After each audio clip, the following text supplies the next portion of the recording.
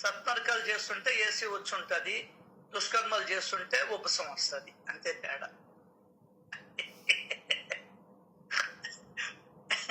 అర్థమైందా? ఇంకొక సీక్రెట్ చెప్తున్నా, మీరు బయట చెప్పాకండి ఈ విషయం. ఆయన ఇంకేమో నన్ను కొడతారు.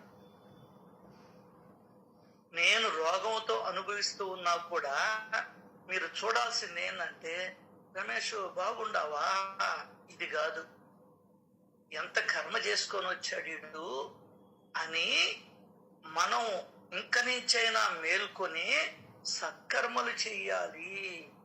దానికి విచారింపుకు పోయేది. నువ్వు వాళ్ళు ఎదురుగా పోయి నువ్వు ఇంత కర్మ చేసుకున్నావు నాన్న బాగా చెప్తూ కొడతారు నన్ను. అర్థం కదా? కర్మల వలన ఉన్నట్టుండి లేని రోగాలు పుట్టుకొస్తాయి. ఇది ఎట్లా ఉందంటే, ఇది అండర్ గ్రౌండ్. సరస్వతి నది కనబడదంట. ఏందే? సరస్వతి నది కనబడదు.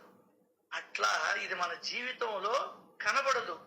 అయ్యో అనుకుంటాం, అయ్యో వెనకాల పాపం ఉంది. మనం అయ్యో పాపం అంటుల్లా, అవునా? అంటే అర్థమైందో తెలుసా? అయ్యో ఆ పాపం వల్ల వీడు ఎంత అనుభవిస్తున్నాడు అని అయ్యో అంటాం. లేకుంటే ఊరికి ఎందుకంటే అయ్యో పాపం అని మన పెద్దవాళ్ళు ఏమి చెప్పారు సార్. అబ్బా అబ్బా, వీడిని అయ్యో పాపం అని కూడా అనకూడదురా అంటున్నా, అవునా కదా? అంటే ఏమని, వాడు అంత చేసుకొని వచ్చాడు, వాడికి ఎంత చెప్పినా ఎంత చేసినా అనవసరం అని అర్థం. ప్రపంచములో ఎవ్వరు ఏ రోగాన్ని అనుభవిస్తూ ఉన్నా ప్రారబ్ధపు కర్మే, ప్రారబ్ధపు దుష్కర్మే, నాట్ సత్కర్మ. పూర్వజన్మ స్వయం కృత్వా పాపం వ్యాధి రూపేణ పీడితం. ఏ విధంగా అయితే మనిషిని చూడంగానే మనిషి జోబిలో ఉన్నటువంటి 500 కాగితాలు కట్ట కనిపిస్తుందో, ఖద్దరు చొక్కా వేసుకొని ఉంటే, అర్థం కాలా? అట్లా రోగగ్రస్తులు చూడంగానే నీకు ఆ పాపాలు కనిపించాల. దేనికి కనిపించాలా? వాడిని పాపిస్తూ వాడిని అడే దానికి కాదు, మనం ఆ పాపిష్టి పనులు చెయ్యకుండా ఉండేదానికి మనకు ఆ రోగాలు కనపడాలి. ఆయన రేపు నా పరిస్థితి కూడా ఇదే కదా. ఇప్పుడు బాగున్నావు, ఇప్పుడు లేనిపోని పాపాలు చేస్తున్నావు మనం. రేపు నేను ఇట్లాగే వీళ్ళు అనుభవించినట్టే కదా అనుభవించాలా అనేది గుర్తుకు రావాలి. అంతేగాని పూలు పండ్లు ఎత్తుకొని పోవడం కాదు. ఏమక్క ఎట్లుండావు? అదే మన సత్సంగ సభ్యులైతే, ఏమ్మే ఎంత రోగం వచ్చింది నీక, ఎంత పాపం చేసుకున్నావు మే అని ఒక దెబ్బేసి చెప్పు, సాయిబాబా అని చెప్పు చెప్పు అని అనాల. అది కూడా నీతో భావార్థులైన వాళ్ళు కనిపించినప్పుడు, నీకు బాగా దగ్గర స్నేహితులు ఉంటారు, వాళ్ళతో అనాల. అప్పుడు నువ్వు చెప్పాలి వాళ్ళతో, అమ్మా అక్క నేను చెప్తా, వసు ఎంత ప్రారంభం చేసుకొని వచ్చావు అమ్మా, ఏదన్నా నలుగురికి అన్నం పెట్టమ్మా, ఆ నొప్పులు తగ్గిపోతాయా? అర్థం కాదా? నిజమైన స్నేహితులు, నిజమైన బంధువులు, నిజమైన ఆప్తులు, నిజమైన మిత్రులు, నీ సుఖం కోరుకునే వాళ్ళు చెప్పే మాటలివి. వాళ్ళకి ఎక్కవులే, అది వేరే సంగతి. నువ్వు ఎంత పొడిచినా వాళ్ళకి ఎక్కవు. ఆఖరాకి నరంలోకి ఇంజక్షన్ అన్నా ఎక్కద్దేమో గాని ఈ మాటలు ఎక్కవు లోపలికి. అర్థం కాల? ఇప్పుడు ఏ విధంగా శ్రీదేవి సినిమాలో ఆకుచాటు పిందె ఉంది ఆ పాట వాళ్ళ, దేంట్లో పాట అది? అడవి రాముడి సార్. ఎవరు పాడతారు?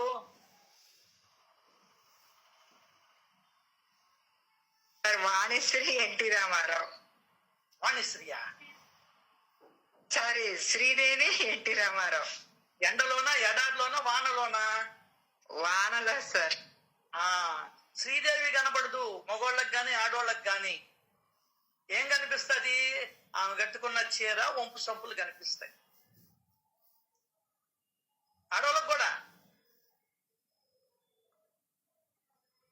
అట్లాగే రోగగ్రస్తుడిలో నీకు ఎందుకు విచారణకు పోయి రమ్మంటారు? రోగం వచ్చిన వాళ్ళని చూసి రమ్మని. లోపల అనుకోవాలి, ఎంత నాయన రమేష్ చెప్పాడని చెప్పిన బయట బాగా తల్లేవు నన్ను చంపుతారు.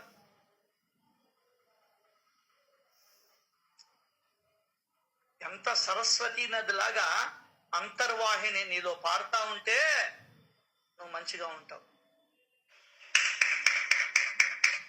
ఇది పెద్దవాళ్ళు విచారింపుకు పోయి రమ్మనేది. అర్థం కాదా?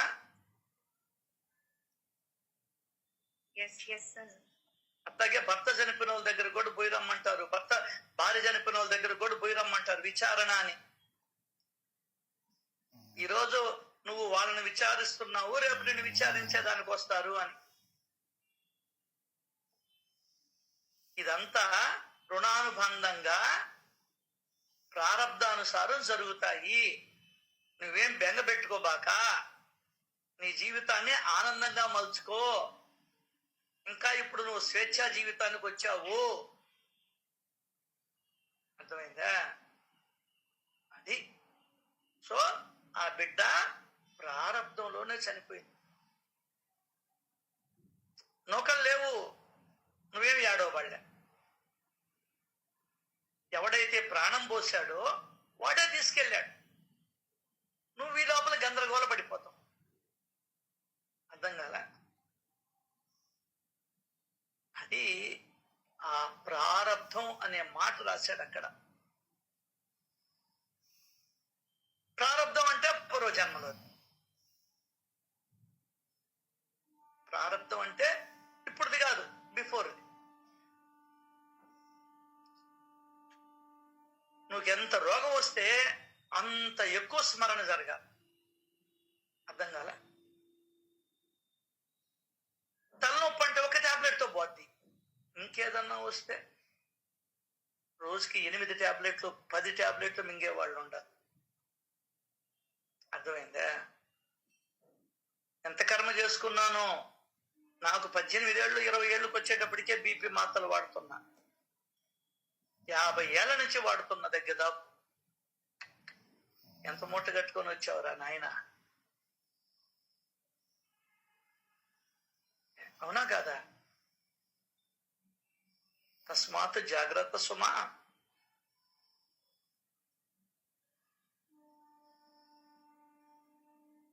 అది ప్రారంభం. ఓకే, ఇంకొక అద్భుతమైన పాయింట్ నాకు నచ్చింది.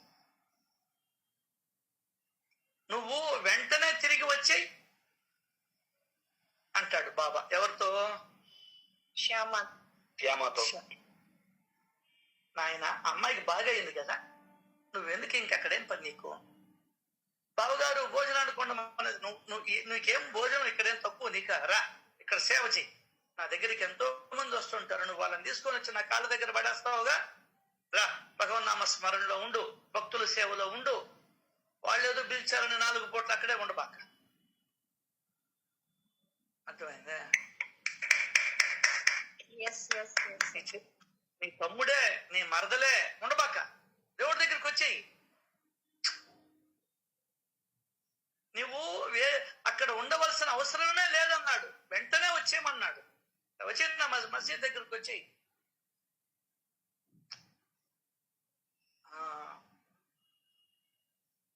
అట్లాగే నీకు ఎవరైనా బాగలేకుండా చూడబోతే వెంటనే నువ్వు వచ్చి స్మరణ చేయి. వాళ్ళ కోసం అన్నా, నీ కోసం అన్నా, పరుల కోసం స్మరణ చెయ్యి. జపాలు చేస్తున్నా పరుల కోసం. మరి ఇది ఎందుకు చేయవు? జపాలు డబ్బులు ఇచ్చి మనం చేయించుకుంటున్నాం. అదే జపం క్రిస్టియన్స్ చేస్తారు. ప్రార్థన ఫ్రీగా వచ్చి చేస్తారు.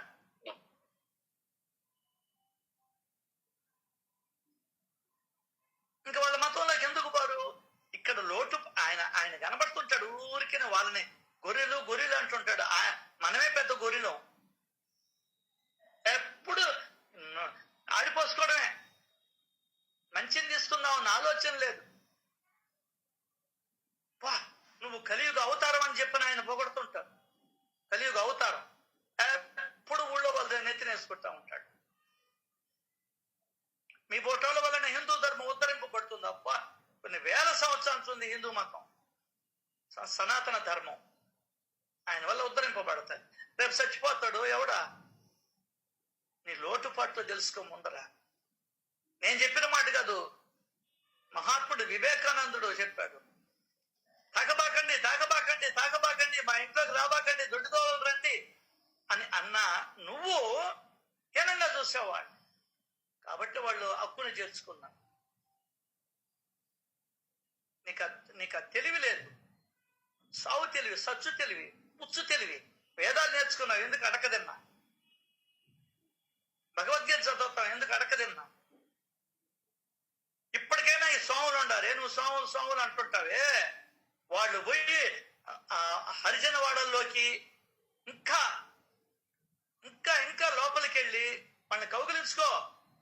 వస్తారు, వెళ్ళిన వాళ్ళు కూడా వచ్చేస్తారు నీ దగ్గరికి. అంటే వెళ్ళిన వాళ్ళు వాళ్ళ ఇంట్లో భోజనం చేయి.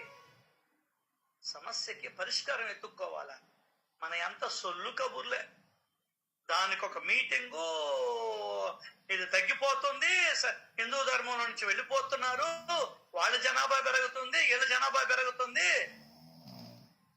సొల్యూషన్ ఎక్కడ? ప్రాబ్లం ఎక్కడ? ప్రాబ్లం ఎక్కడని? మిషన్ ఆగిపోయింది. ఎక్కడ ప్రాబ్లం? దేంట్లో ప్రాబ్లం? ఇది ఎత్తుక్కో మనం.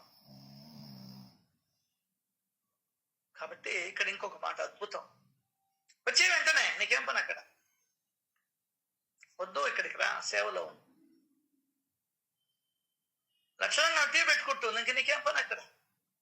బావుగారు ఉండండి బావుగారు అంటూ ఉండబాక. లేదమ్మా నాకు పొట్లాలు ఇవ్వాలి నేను అక్కడ, లేకుంటే ఇంకొక పని ఉందమ్మా, లేదంటే కూరగాయలు తెచ్చి ఇవ్వాలమ్మా. బా ఎంత గొప్ప మాట, ఎంత జ్ఞానం, సచ్చరిత్ర. చూసామా, వెళ్ళామా, వచ్చేసామా. టెస్ట్ వేసుకుని వాళ్ళని డిస్టర్బ్ చేయబాక. అబ్బాయి ఇది ఎప్పుడెప్పుడు పోతాడని అనిపించుకోబాక. వాళ్ళు బయటికి చెప్పకపోయినా లోపల అనుకుంటారు. లేదా భగవంతుడు మాట మాట్లాడు. వాళ్ళకి ఉపశమనం, ఆ బాధల నుండి ఉపశమనం. ఇప్పుడు ఆమె చెప్పలేరు అక్క, నేను ప్రార్థించాను అని ఉపశమనం. నాకు ఈ రెండు అంటే నేను విన్నప్పటి నుంచి నాకు ఈ రెండు చాలా దీపస్తంభాలైనాయి, ప్రబోధాత్మకమైంది. ఇది భక్తులకు సుబోధప్రదమై వారి పాపాలను నశింపచేస్తుందని నాకు అనిపించింది అంటాడు ఏమాద్రి పంత్ గారు. ఎంత జ్ఞానం పెడుతున్నాడండి. అక్షరం అక్షరంలో, అదే అక్షరం అక్షరంలో. Thank you very much. Thank you. Sairam sir. చెప్పమ్మా సార్, ఇంకొక ఇంపార్టెంట్ పాయింట్ ఈ యొక్క అధ్యాయంలో సార్, మందుల యొక్క గొప్పతనం కాదు అంటే శ్యామకు బాగా తెలుసు అది మందులది కాదు, ఆ ప్రభావం బాబా యొక్క స్పర్శ అన్నది కూడా చాలా ఇంపార్టెంట్ కదా సార్. దానికన్నా ముందు ఆయన ఇంకా కొన్ని మాటలు అనుకుంటాడు, అది ఇంపార్టెంట్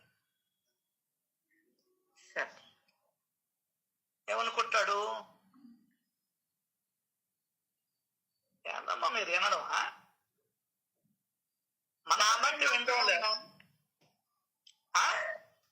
బాబా నోటి నుంచి వచ్చిన మాటల అవన్నీ చెప్తే ఇంకా నువ్వు ఎందుకక్క? ఇప్పుడు నువ్వు వింటూ ఉన్నప్పుడే నీకు మరణం జరిగిపోవాలా. ఏమనుకోబాకండి దయచేసి, విషయం చెప్పాలి. అవును, ఇలాగే చెప్పాలి. అవునన్నా, మరణం జరగాలని ఎన్నోసార్లు అన్నారు. ఇప్పుడు చూడు, ప్రారంభం అనగానే ఒక్కొక్కరు చెప్పారు కదా, అట్లా. ఎందువల్లంటే నువ్వు సచరిత్రని పారాయణ చేసావు కానీ అధ్యయనం చేయలే, వినలా సరిగ్గా. ఫోన్ అక్కడ పెట్టేసి తిరుగుతున్నావు. నేర్చుకుంటామా ఊపిరి బిగబెట్టి సినిమా చూస్తాం, క్లైమాక్స్ ఊపిరి బిగబెట్టి సర్కస్ చూస్తాం.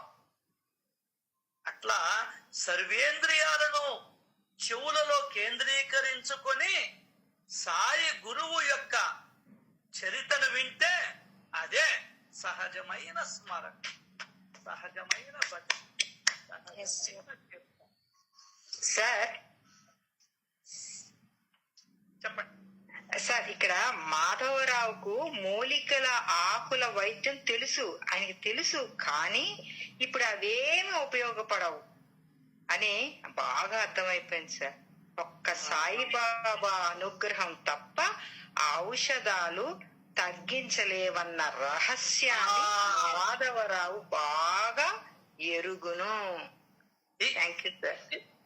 అది దానికనే సత్సంగం మనల్ని ఆలోచింపజేసేటట్టు చేయాల. మీ మనసులు తిరుగుతూ ఉండాలి, ఎక్కడుంది ఎక్కడుంది ఎక్కడుందని ఎక్కడుందని. నేను ఎందుకు అడిగేది చెప్పరు మీరు, అది వేరే సంగతి. ఏమండి, నిన్న కూడా ఈ సినిమాలో ఒక బిట్టు చూశా.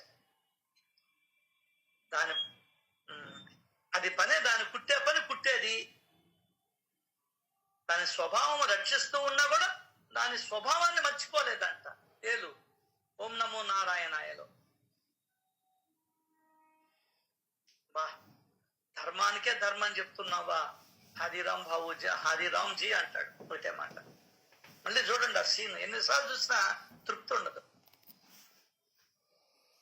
మనుషుల స్వభావం ఏంది? ఇతరులకి సహాయం చేయడం. అది తేలైనా పామైనా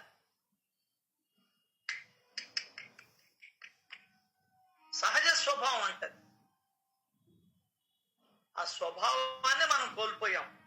మరలా ఆ స్వభావాన్ని మన మనసులలో నాటేదానికే వచ్చింది పరమేశ్వరుడు. అది లెక్క. ఓకే, అడిగితే మీరు ఆలోచించగలుగుతారు. ఇప్పుడు చూడు, ఆమె అది తప్పు అన్నాను, ఆలోచించింది, చూసింది, చదివింది, చెప్పింది. నీ మంచికే, నువ్వు ఆయన స్మరణలో ఉంటావు. నువ్వు ఆ ఊళ్ళో వాళ్ళ స్మరణలో ఉండేదానికన్నా భగవంతుడి స్మరణలో ఉండవు. పొద్దున లేసి ఎవడికి చిక్కుతుందండి ఈ అదృష్టం.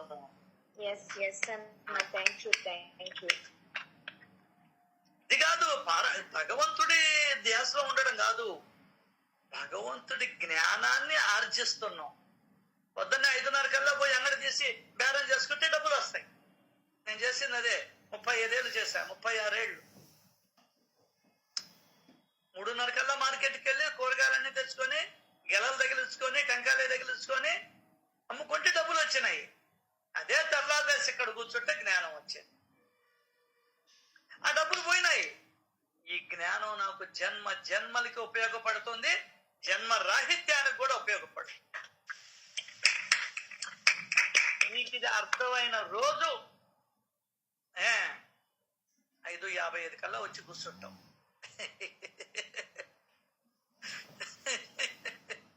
లేకుంటే అంతే, ఇదే పని. ఎవడిది వాడిదే. ఏందే ఆధ్యాత్మికతలో ఎవడిది వాడిదే.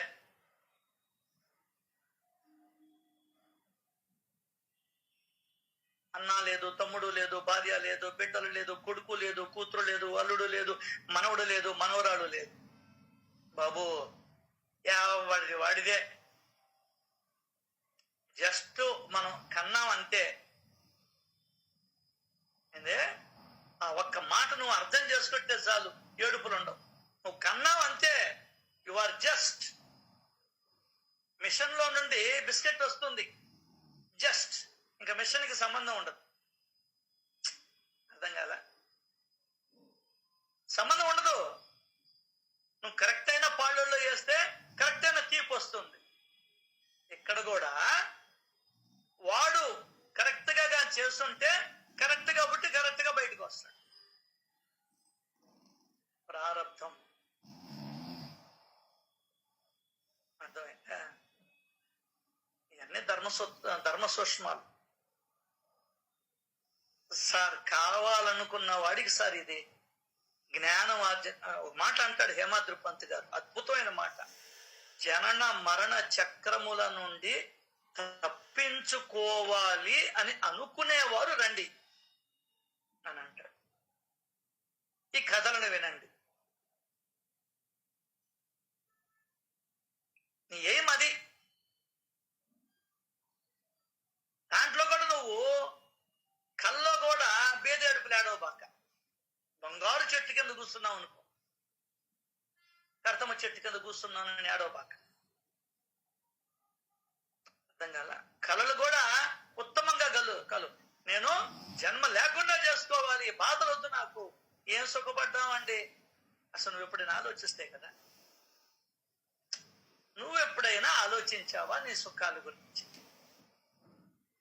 నువ్వు 1వ తరగతి నుంచి ఇప్పుడు దాకా ఈ వయసు ఎంత ఉందో ఏమి సుఖపడ్డావు చెప్పు నాకు. నువ్వు అనుకున్నది ఒక్కటి జరిగిందా చెప్పు నాయనా. కాబట్టే మూలంలోకి వెళ్తే ఏమి లేదు, నా బ్రతుకు నిండా ఆధ్యాత్మికంగా అయితే జరుగుద్దన్నా. మనం అనుకున్నది జరగదు, ఆధ్యాత్మికంగా కాని భావాన్ని అడిగితే జరుగుతుంది. నిన్న నేను మీకు సచ్చరిత్ర చదవతానన్నాను చెప్పాను. నేను మామూలుగా ఏంటంటే పెద్ద అధ్యాయాలు అంటే 230, 200 అలా ఉంటాయి. అవి చదవాలంటే పెద్దగా చదవాలి కదా, అలిపి వస్తుందేమో. చిన్న అధ్యాయాలు చూసి చదవతాము అన్న. నిన్న కరెక్ట్ గా మీకు చెప్పినప్పటికీ 35 అన్నారు. ఆ రోజే నేను ఉదయాన్నే 35 చదివాను అనమాట. రోజు నేను ఒక అధ్యాయం చదువుతాను అనమాట. మళ్ళీ ఇదే బాబా ఇట్లా వచ్చాడు, నేను చిన్న అధ్యాయం చదవాలనుకున్నానే, చదవలుతానో లేదో అని అనుకున్నా. సరే బాబా ఇచ్చాడు, సరే చదువుతామలేనని అనుకున్నా. ఇవాళ 34వ అధ్యాయం అని చెప్పారు అన్నపూర్ణ గారు.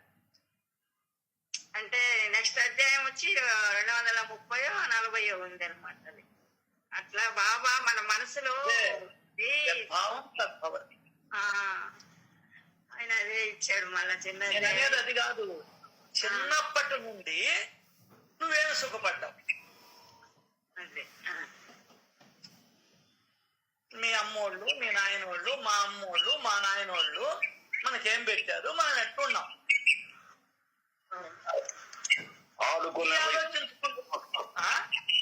6వ తరగతి దాకా మాటలో బాగున్నాం. ఆడుకునే వయసు దాకా ఆనందమే. అప్పుడు ఏమి తెలీదు. Happy happy happy. అది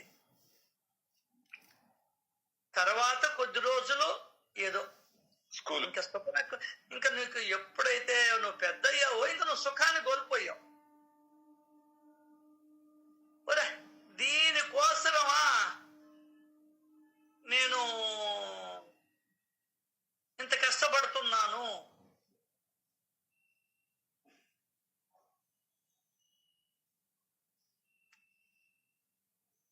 దీనికోసమా మళ్ళీ కావాలని కోరుకుంటున్నాను. దీనికోసం పెళ్లి చేసుకుంది. అమ్మ చేత తిట్లు చిన్నప్పుడు, నాయన చేత తిట్లు, పెద్ద అయిన తర్వాత స్కూల్లో తిట్లు, కొట్లు, ఇంకా పెళ్ళైతే అందరి చేత మొటికాయలు. వాళ్ళెవరు కొత్తోళ్ళు, మామ, అత్త, ఆడబిడ్డ, బావ, మరుదులు. అసలు వాళ్ళు ఎవరని ఇంటికాడ మహారాణి లాగా పెరిగావు. ఇక్కడికి వచ్చి గొడ్డు చాకిరికి పాల్పడుతున్నావు. అర్థం కాలా? ఇది లౌకికంలో ఉండే వాళ్ళకి అర్థం కాదు. ఎందువల్లంటే నీకు వైరాగ్యం ప్రథమ లక్ష్యం. ఇక్కడుంటే అందరికి కాపీలు ఇస్తావు, ఇంటికాడికి పోతే అమ్మగారింటికి నీకు ఆ కాపీ ఇవ్వ, సంక నాకతా ఇస్తాం ఇక్కడ పోతే. ఇంకా అర్థం కాలా? ఇవన్నీ ఆలోచిస్తే ఇంక వద్దురా నాయన ఈ జన్మ అనిపిస్తుంది. నా నోటి గుండానే ఎందుకు వస్తుంది ఇక్కడ ఈ మాట? ఇంకా ఎవడి నోటి గుండా రావడం లేదే. కష్టాలు పడ్డాను కాబట్టి. మీరంతా గోల్డ్ స్పూన్ తో ఉన్నారు కదా. లిఖిత అర్థం చేసుకున్నది. ఇంకా 2, 3, 4 ఉన్నారు, నేను పేర్లు చెప్పనయ్యి.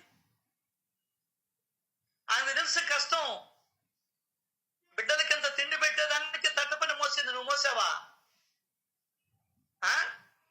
మోసావా నువ్వు? ఆ కష్టం ఏందో, ఆకలి విలువ ఏందో, డబ్బు విలువ ఏందో ఆమెకి తెలుసు, నీకు తెలుస్తుంది. కాబట్టి వాళ్ళు వద్దనుకుంటారు, నీవు కావాలనుకుంటావు, అంతే తేడా. దానికనే కుంతీదేవి మహా తెలివిగల్లామె. కృష్ణ నాకు కష్ట పరంపరనివ్వు, అప్పుడు గాని నా మనసు నలిగి నలిగి నలిగి నాకు వద్దురా బాబోయ్ ఈ జన్మ అని అనిపించాలి. కృష్ణ కష్టాల పరంపరను ఇవ్వు అని అడిగా. అసలు నువ్వు ఏ కష్టం లేకుండా పెరిగింది చాలా మంది మనలో. నీ మనసు నలగాలి, ఇంట్లో వాళ్ళ ద్వారా, బయట వాళ్ళ ద్వారా. అప్పుడు కానీ నువ్వు దేవుడికి దగ్గరగా. పెద్దవాళ్ళు చెప్తుల్లా, డబ్బన్నా పోవాలా, ఆరోగ్యం అన్నా పోవాలా. కొంతమంది ఉంటారు ఏం పోయినా చలనం ఉండదు, వాళ్ళు దేవుళ్ళే నన్ను అడిగితే. అంటే దానికనే మనకు ఎప్పుడు ఏ రోగం వచ్చినా తలుచుకోవాల్సింది మొట్టమొదట భగవంతుడు.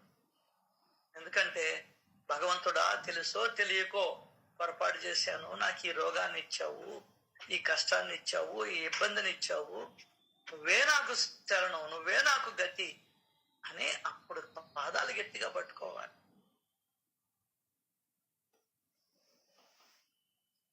ఎన్ని చాలా మందికి బోరుగా అనిపిస్తాయి, విసుగు అనిపిస్తుంది, ఏంది గోల అనిపిస్తుంది. నాకు ఇదే గోల, నాకు కావాల్సింది చక్రం నుండి బయటపడాలా. నువ్వు చక్రంలో తిరగాలనుకుంటున్నావు, నువ్వు రంగుల రాట్నం ఎక్కాలనుకుంటున్నావు, నేను దిగాలనుకుంటున్నా.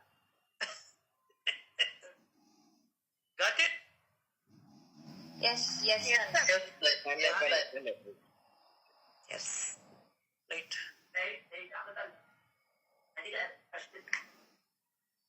నువ్వు రంగుల రాట్నం తిరగాలనుకుంటున్నావు, నేను దిగాలనుకుంటున్నా. కళ్ళు తిరుగుతాయి నాకు రంగులు రాట్నం. ఆ జైంట్ వీల్ ఎక్కితేవో అరవడం ఎందుకు, ఎక్కి డబ్బులు ఇచ్చి కొట్టించుకోవడం అంటే అదేమంటే అడ్వెంచరు. ఓ అమ్మా, నీకు అడ్వెంచర్ కన్నాడు సముద్రంలో దుక్కి, గొప్ప అడ్వెంచర్ అది. ఈత వచ్చేస్తుంది ఆటోమేటిక్ గా.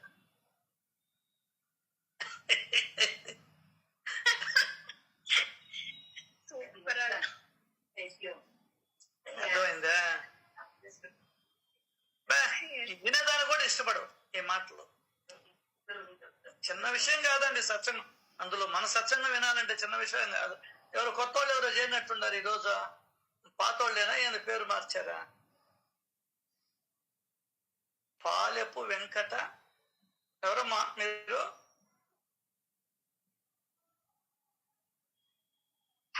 అన్న నేనేనైనా పద్మావతిని, ఆ లింక్ ద్వారా వచ్చా.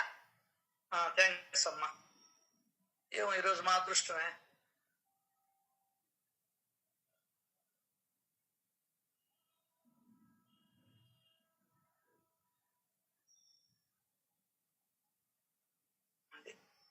కొంతమంది కష్టాలు పడ్డా కూడా లెక్క చేయదు, ఏముండదు.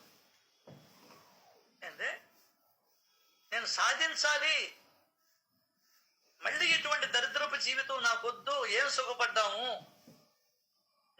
పుట్టినప్పటి నుండి ఇప్పటిదాకా కష్టాలు తప్ప ఏముండాయండి మన జీవితంలో, నా జీవితం అని ఎవడికి వాడు పరిశీలన చేసుకుంటే అప్పుడు కష్టపడ్డ వాళ్ళకి అనిపిస్తుంది బయటపడాలని. లేదంటే జ్ఞానం సంపాదిస్తే బయటపడాలని అనిపిస్తుంది. ఈ రెండే. జ్ఞానార్జన మీదైనా నీకు తృష్ణ ఉండాలి, కోరిక. లేదంటే కష్టాలైనా పడి ఉండాలి. లేదంటే ఈ జీవితపు యొక్క ఆంతర్యం కనుక్కొని అన్నా ఉండాలి. ఏంది జీవితం? ఈ జీవితం ఎందుకు వచ్చింది?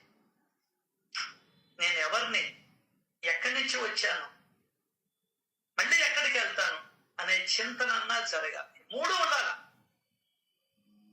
ఏమి లేకుండా ఏదో వచ్చామా పోయామా తిన్నామా ఏదో అక్కడికి పోతా ఫంక్షన్ పోయి తినేసి పోతా నోట్లో ఒక కిల్లీలు వేసుకొని ఇంక 2 డబ్బాలు జోబులు పెట్టుకొని రావడం కాదు.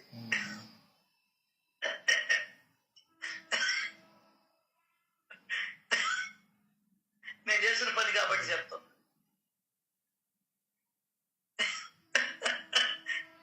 మా అబ్బాయికి ఇష్టం, మా అమ్మాయికి ఇష్టము, మా ఆయనకి ఇష్టము.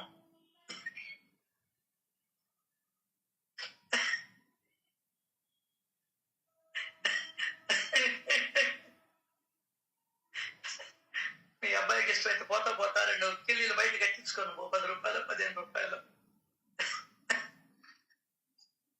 మనతల్లో ఈ మాట మాట్లాడితే అనుకున్నమ్మ గారు చెప్పు, నిజంగా చెప్పండి, మనతల్లా లేదు సార్, నిజంగా ఎందుకన్నా మనం చేసిన పనే మీరు చెప్తున్నారు. మనం అదే కదా చేస్తాం. ఇప్పుడు ఎంత నేను తలుచుకొని నవ్వుకుంటుంటా. సార్ మీరు ఇప్పుడు ఇది చెప్తుంటే ఒకటి చాలా ఇంపార్టెంట్ గుర్తొస్తుంది సార్. నిజంగా సార్ మనం అందరం నేను చాలా ఓపెన్ గా మాట్లాడుతున్నా సార్. గుండెల మీద చెయ్యేసుకొని నిజంగా మన ఇంట్లో మన యొక్క ఉనికి ఉంది, మనది అంటే నేను ఇక్కడ ఉన్నాను, వీళ్ళందరూ నా మీద ఆధారపడ్డారు, ఇది నా ఇల్లు. అసలు నిజంగా అది లేదు సార్. టు బి ఆనెస్ట్, నిజంగా ఎవరి స్వార్థం వాళ్ళదే సార్. నిజంగా అంటే ఇది ఎప్పుడు ఉంది సార్, కానీ వస్తుంది మళ్ళీ కాదులే అలా కాదులే సర్దుకుంటే వెళ్ళిపోతున్నాం. కానీ నిజంగా కూర్చొని ఆలోచిస్తే మనం అందరం సార్, నేను ఒకళ్ళ అనట్ల, మనం అందరం ఒక్కసారి మన బ్రతుకు గురించి మనం ఆలోచించుకుందాం. నిజంగా మనం అంటే విలువ ఉందా ఇంట్లో? నిజంగా ఉందా? అవసరానికి వాడుకుంటున్నారా మనల్ని? ఒక్క నిమిషం ఆలోచిస్తే చాలా బాధేస్తుంది సార్ నిజంగా. ఎందుకంటే పిల్లలు గాని భర్త గాని అంటే ఈ రోజు అన్నారు లేకపోతే అది కాదు, అసలు నిజంగా నువ్వు ఆలోచిస్తే అసలు మనం ఉన్నా లేకపోయినా నథింగ్ మ్యాటర్స్ అని అర్థమైపోయింది సార్. నిజంగా ప్రపంచం వెళ్ళిపోతుంది అంతే. నన్ను చూస్తే అర్థం కదా సార్, ఎప్పుడు మీరు మీ మీద వేసుకుంటారు. నిజంగా మా అందరు కూడా సార్, అంటే వీళ్ళు నోరు ఇప్పట్లేదు కానీ నేను నిజంగా ఆనెస్ట్ గా నోరు ఇప్పుతున్నాను. లేదు సార్, మనం ఉన్నా లేకపోయినా ఏమి ఫరకే ఉండదు. నిజం చెప్తున్నాను. నిజంగా ఇలాంటి వాళ్ళ కోసమా ఇంత తపన పడిపోతున్నాం, తాపత్రపడిపోతున్నాం. పొద్దున్న లెగుస్తే వీళ్ళకి ఏం వండేయాలి. అసలు నిజంగా ప్రేమ ఉందా సార్? నిజంగా ఎందుకంటే హేమాడ్ పంత్ గారు ఒక మాట అడుగుతారు, అసలు నిజంగా మనకి భక్తి ఉందా అంటాడు సార్. నిజంగా ఆ మాటకి నేను ఇప్పుడు అడుగుతున్నాను, నిజంగా మన ఇంట్లో ప్రేమ ఉందా?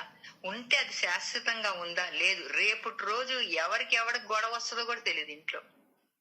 మళ్ళీ ఎంత తీసి కరేపాకులకు పక్కన పెడతారో కూడా మనకి తెలుసు.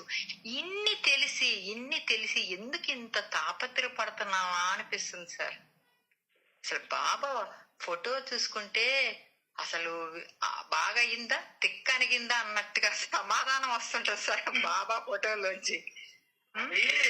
మీరు ఆలోచించారు కాబట్టి తెలిసింది.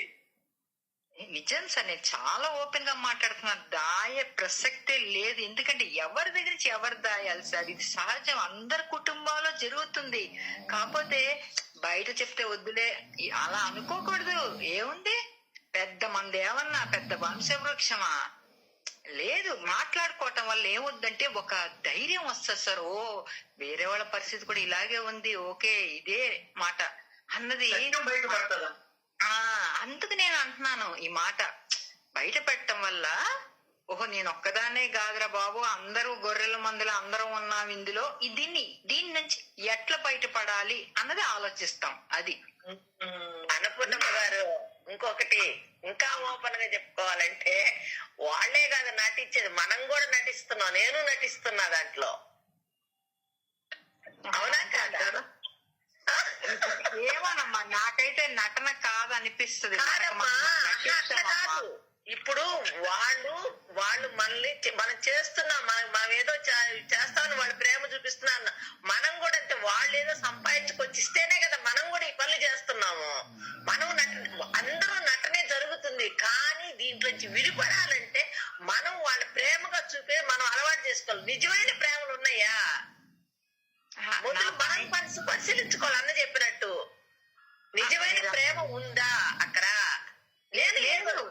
లేదని తేలుతుంది. రెండోది ఏంటంటే ఇటువంటి సత్సంగాలకు ముందు ఆశించేదాన్ని, నిజం చెప్తున్నాను, లెట్ మీ కమ్ అవుట్. అంటే ఇలా చేయపోతే నాకు అన్నపూర్ణ ఏంటి, అసలు పిల్లల్ని సరిగా చూడదు ఏంటి, ఏదో మాట్లాడతారు, ఒక టాక్ ఉంటది. వద్దు, నేను పర్ఫెక్ట్ మదర్ అవ్వాలి, నేను బెస్ట్ వైఫ్ అవ్వాలి అన్న తపనలో ఉండేది. కానీ ఎప్పుడైతే మనకి సత్సంగం అసలు మన బతుకుని ఇలా చూపించింది కదమ్మా, అసలు నిజమే, కరెక్ట్, నేను కాదంటల్లా, నిజమే. విడిపడుతున్నాం ఇప్పుడు, సత్సంగం వల్ల విడిపడుతున్నాం, కానీ ఒక్క సమయంలో అతుక్కుంటున్నామా లేదా? ఏమో, నాకైతే విడిపడటమే ఎక్కువ, అతకడం తక్కువగా అనిపిస్తుంది. ఎందుకంటే ఇది మంచిదే కాదంటల్లా, కానీ ఎప్పుడో సమయంలో తెలియకుండా అతుక్కుంటున్నాం. అది కూడా లేకుండా పోవాలని ఈ సత్సంగాలు మనకు కావాలి అన్నదే కదా కొట్టుకునేది. ఇది కాదు కానీ అనుకుంటున్నా, ఓ ఇవన్నీ నాతో రావు, ఏది నాతో రాదు, నాతో వచ్చేది నా భగవంతుడే అని అర్థం అవుతుంది. కానీ విడిపడినట్టే ఉంటున్నా, కానీ నాకు తెలియకుండానే ఎక్కడో ఒక సమయంలో అతికేస్తున్నా. మళ్ళీ దాన్ని విడిపించుకునేదని మళ్ళీ ప్రయత్నం. ఇది మాత్రం బాగా జరుగుతుంది మనకి, దాన్నే సాధన. ఇది మాత్రం బాగా జరుగుతుంది ఈ సత్సంగం వల్ల. ఇదైతే మంచి పాయింట్ మా, ఇది చాలా మంచి పాయింట్. కాకపోతే మనం కొంచెం సత్యానికి ఎక్కువ దగ్గరలో ఉండాలమ్మా. ఎందుకంటే ఉన్నామండి, లేవులేండి, ఉంటే ఇట్టు ఉండం. సత్సంగం వల్ల సత్యం తెలుస్తుంది, కానీ దాన్ని ఆచరించేదానికి అదేనంటున్నా, తెలుసుకున్నాను 99%, కానీ 1% ప్రాక్టీస్ లో పెడుతున్నా. ఇటు అదే నేననేది, అది అక్కడ చెప్పండి, అర్థం వచ్చినట్టు. లేదండి, చక్కగా చెప్పారు. నాకే ఎందుకు ఈ రోజు మనసుతో పంచుకోవాలి ఈ తపనలు. అంటే వాళ్ళు ఏదో ఎవరో అన్నారని ఇవి కాదండి, అంటారు సహజంగా. పిల్లలు ఎదిరిస్తారు, భర్త తిడతాడు, ఒక్కరోజు ఇదైతే గనక ఇదేనా అని అంటాడు. చెప్తున్నారు, ఇవన్నీ జరుగుతున్నాయండి, జరగట్లేదని అనట్లేదు. ఎందుకు జరుగుతుందో ఓపెన్ గా చెప్పుకుంటామండి. ఇక్కడ సత్సంగంలో నిజాలు చెప్పుకోవాలా. మా వారే ఒకరోజు ఏదో నేను తయారీకి ఇవ్వలేదు, కోపం వచ్చి నువ్వు చెయ్యాలి నాకు అని అడిగాడు. నేను ఎందుకు చెయ్యాలి అని తిప్పుకున్నా. ఎందుకు చెయ్యాలి, నువ్వు చేసిన ఇవిగో, నేను చేసిన ఇవిగో, ఏది ప్లస్ ఏది మైనస్ చెప్పు అన్నా. నోరు మూసేసినాడు. పని తను చేసుకోలేని పరిస్థితిలో ఆ భర్తని అహంకారం చూడండి. నేను తిప్పుకున్నాను ఆ రోజు, కానీ ఒక అరగంట సేపు మళ్ళీ అనుకున్నా, ఓహో ఆయనకి స్థితి బాగాలేదు అనుకొని మనం చేసే డ్యూటీ అనేసి మళ్ళీ సర్దుకొని, మళ్ళీ ఆయన కూడా లేదు కోపలు అనేసినాడు, అయిపోయింది. కానీ ఆ క్షణంలో అది లేచిందా లేదా? ఇట్లా జరుగుతుంటాయి. ఓపెన్ గా చెప్పుకోవాలి, కానీ సత్సంగంలోనే చెప్పుకోగలుగుతాం, లేదా అన్ని విధులప్పుడు చెప్పుకోలేము ఇప్పుకొని. ఎందుకంటే ఓ అమ్మ నేను అనుకుంటా మళ్ళీ ఏమనుకుంటారు, ఏమో మన ఇంట్లో జరిగింది ఎందుకంటే అందరిలో జరుగుతున్నాయి. బయట వేసుకునేదే మన యొక్క తప్పులు ఒప్పులు బయట వేసుకునేది ఈ సత్సంగం అనే వేదిక. అవునా కాదా? అవును. ఏంటంటే నువ్వు ఉండేదాన్ని బట్టి కదా నేను ఉండేదే. అంతే కదా. లేకపోతే ఇంకో బెదిరింపు, నేను పిల్లలకు ఫోన్ చేస్తా, నేను ఇక్కడ పెట్టను. చూడండి మన వీక్నెస్ ఎక్కడ కనిపెట్టిన. చెప్పుకో, నేను ఒకటే మన్నా, చెప్పుకో, పో, వెళ్ళిపో, ఇదిగో ఎవరు పెట్టద్దు, పోతా. రమేష్ అన్నాడు 4 పొట్లాలతో ఒక పొట్లం ఇస్తాడు, కూర్చుంటా, లేదా ఆత్మకూరు బస్ స్టాండ్ కూర్చుంటా, ఏమి ఇబ్బంది లేదా? ఇప్పుడు ఇదే చెప్తున్నా, నేను అందరికి ఇదే చేస్తా, పిల్లలకు కానీ అత్త కానీ ఇదే చేస్తున్నా. ఏం భయంలే, వదిలేయండి నన్ను, వెళ్ళిపోతా, ఏమి ఇబ్బందిలే. కాలు చేయిందంతో తిరగతా, లేదా అక్కడ కూర్చుంటా కూలబడి. ఒక ముద్ద ఎవరో పెట్టరా, చచ్చిపోయిరా. వృద్ధాశ్రమం అడ్రస్ తీసుకుందామండి. వృద్ధాశ్రమం పోయేదానికి కూడా లేవండి నా దగ్గర, ఆటోకి డబ్బులు లేవు. ఒక ఫోన్ కొడతాం మా అన్నకి, లేకపోతే ఇట్లా సత్సంగ సభ్యులు ఎవరో తీసుకెళ్ళరా, వదిలేసుకుంటారా? ఇప్పుడు అదే నేను అదే చెప్తున్నాను. ఎందుకంటే మన మనసు విడపడాలి. భగవంతుడు చెప్పాడు కదా, నీకు తిండికి బట్టకి నేనేమీను, కానీ స్మరణ మాత్రం నువ్వే చేసుకోవాలన్నాడు. ఆ స్మరణలో ఉంటే చేసే బాధ్యత ఆయింది. నీతో ఉండా, చెయ్యి. నీ బిడ్డని అయిపోయినా నువ్వు చేసే బాధ్యత నీదయ్యా. ఇప్పుడు కన్నాను నా బిడ్డలు, నేను సాక్కోవాలా, వాళ్ళ ఉత్సాహం ఎత్తలనేనా?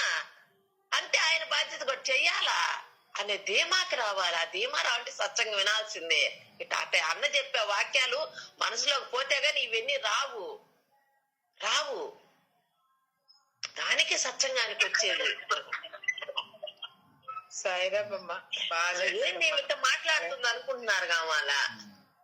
సత్యం అదే, సత్యం అది. కాటాలు పడితే వచ్చేస్తుందండి. దెబ్బలు కొట్టను ఉల్లి ఒకదాన్ని కొట్టను శుద్ధితో కొట్టి దెబ్బలు పడిన అది సాగిపోతుంది. అయిపోయింది. ఓ లాస్ట్ ఇది కదా మంది పూసుకొని కూర్చుంటాం. అవసరంలే.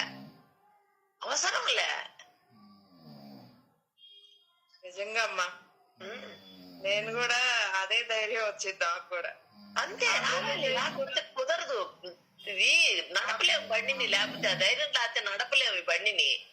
దిగాలు పడి కూర్చుంటే ఏం జరగదు. పడతా. నాకు అమిత భయం. అవరగొండి ఎందుకు అక్క ఇప్పుడు కొట్టి భయపడతావు అని తిడుతుంటది.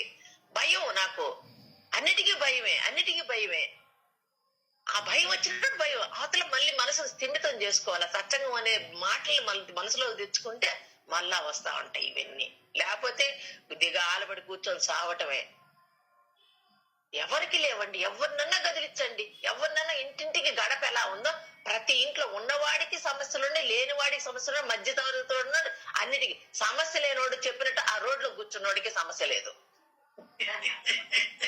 అవును, రోడ్లో కూర్చున్నోడికి సమస్య లేదు. వాడు నిద్ర లేచి పొడి కావాలని లేదు, స్నానం చేయాలని లేదు, వాడికి మళ్ళీ వండుకోవాలని లేదు, ఇల్లు ఉడ్చుకోవాలని లేదు, వంటలు తవ్వుకోవాలని లేదు, ఏది లేదు. పొట్లు ఇచ్చినాడా, తిన్నాడా, పడుకున్నాడా, వస్తే ఆడాడ మరుగును పోయినాడా, కడుక్కున్నాడా. లేదమ్మా, వాడికి కూడా ఉంటది. ఇంకా రాలేదే రమేష్. అవి అందిస్తున్నాడు కదా భగవంతుడు. ఈ పూట మనకున్నన్ని సమస్యలు లేవు కదా. ఎంత బాగా కాలుపైన కాలేసుకొని పడుకుంటారంటే ఆకుకూరు పట్టాడు. ఆ పక్క పోతుంటే ఒక ఆమె దీంట్లో చెట్లు వేసి ఉంటారు చూడండి. ఆ కాలుపైన కాలేసుకొని పుస్తకం చదువుకుంటుంది ఆమె. ఓ నా తల్లి ఈ ఎండలో ఈ చెట్టు కింద పడుకొని ఎంత ఆనందంగా ఉండావే తల్లి అనిపించింది నాకు. అవన్నీ చూసేటప్పుడు మీరు జ్ఞాపకానికి వస్తున్నారు మీ మాటలే. నిజమే కదా, ఇది కదా ఆనందం. రూలో పడుకొని పువ్వులు ఆడుకునే కన్నా కూడా ఈ ఆనందం ఇంతకు మించింది ఉందా బా భగవంతుడా అని చెప్పి అనిపించింది.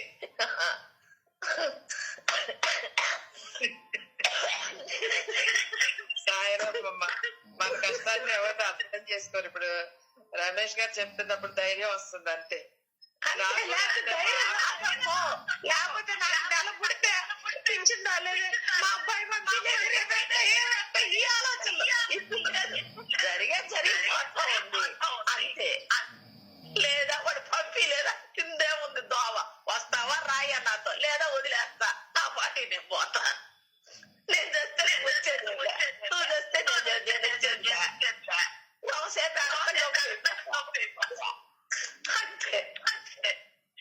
నేను ఆపరేషన్ చేయించుకుని ఉంటే అమ్మ ఒక నెల పానేవను పెట్టుకుంటే 20,000 తీసుకుంది అన్ని చేసి పెట్టడానికి.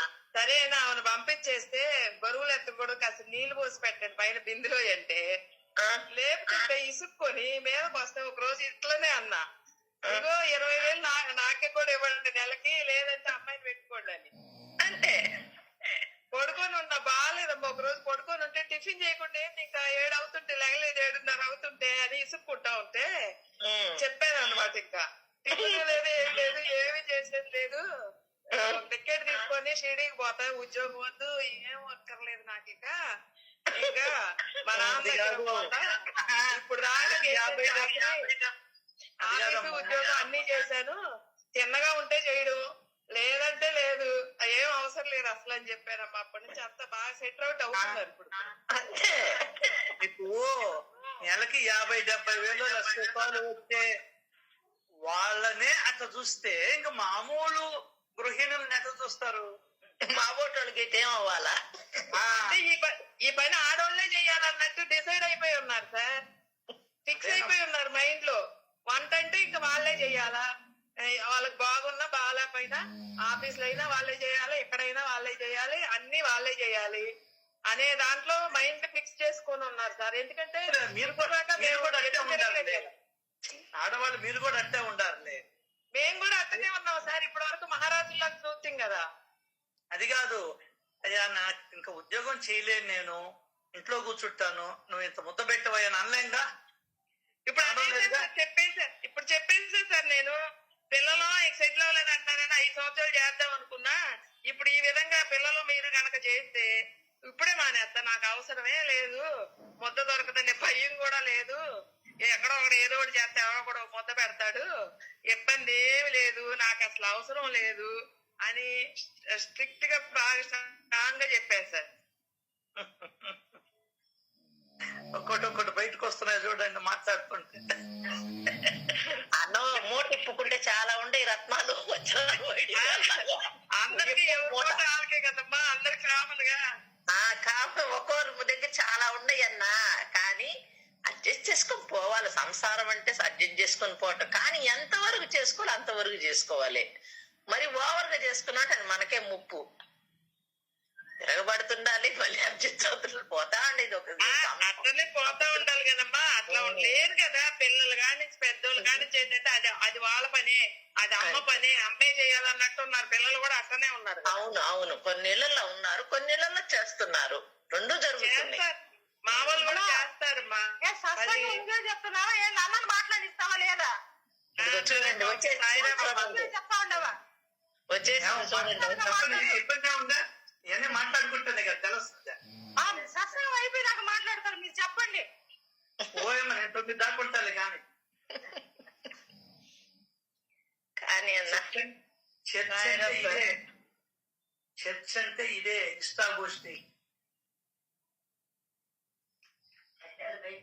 లోపల ఉండేటి రోడ్డు అని అందరి కుటుంబాలలో అందరూ ఏడుస్తున్నారు, ఒక్కరికి సంతోషం లేదు. అందరూ నేను చెప్పిన మాట నెగ్గాలి, నేను చెప్పిన మాట నెగ్గాలి. ఎవడు అహంకారం వాడు పెట్టుకొని ఉన్నాడు మూట. అర్థం కాల? ఖచ్చితంగా సార్, నా మాటే నెగ్గాలి, ఇదే ఆలోచన. ఆయన తీసి పెట్టమన్నది మొట్టమొదటి అదే, అహంకారాన్ని తీసి నా పాదాల చెంత పెట్టు. అవును సార్, అవును సార్. ఇంట్లో మగవాళ్ళకి అది, ఆడవాళ్ళకి కూడా అదే. నా మాట సార్, అహంకారానికి ఆడ మగ తేడా ఉందా? కీపుకి ఆడ మగ ఉందా? ఖచ్చితంగా. కడుపుకి ఆడ మగ ఉందా? కారానికి ఆడ మగ ఉంది, అహంకారానికి కూడా ఆడ మగ లేదు. లేకుండా ఉంది. నా ఇష్టం అంతే.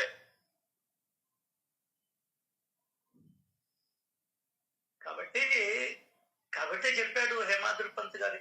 నిజంగా నాకు అప్పుడు అర్థం కాలేదు, కానీ ఇప్పుడిప్పుడు కొన్నేళ్లు పారాయణ చేసిన తర్వాత, అధ్యయనం చేసిన తర్వాత, మీతో సచ్చరిత్రని పంచుకుంటూ ఉన్న తర్వాత ఒక్కొక్క అక్షరంలో ఉన్నటువంటి నిధి నాకు భగవంతుడు దయ వల్ల అర్థమవుతూ, ఏదో ఆయనకి ఎదురిచ్చాడు. మనం మెతుకులు ఎదిరిస్తామంట, అట్లా ఎదిరిచ్చాడు. ఒక్కరవడ్డ ఎదిలిస్తేనే ఇన్ని అర్థాలు తెలుస్తున్నాయి. అమ్మంటది, అరే నాలో ఉండే పైసా వంతు నీకు ఇస్తే గాని నేను అర్థం కాదు ఎవరినో అంటారు. జిల్లెలు పడిపోయినప్పుడు ఆ ఊర్లో ఉండే వాళ్ళని విచారించాను. వాళ్ళని అడిగాను, అక్కడ ఉండేవాడు.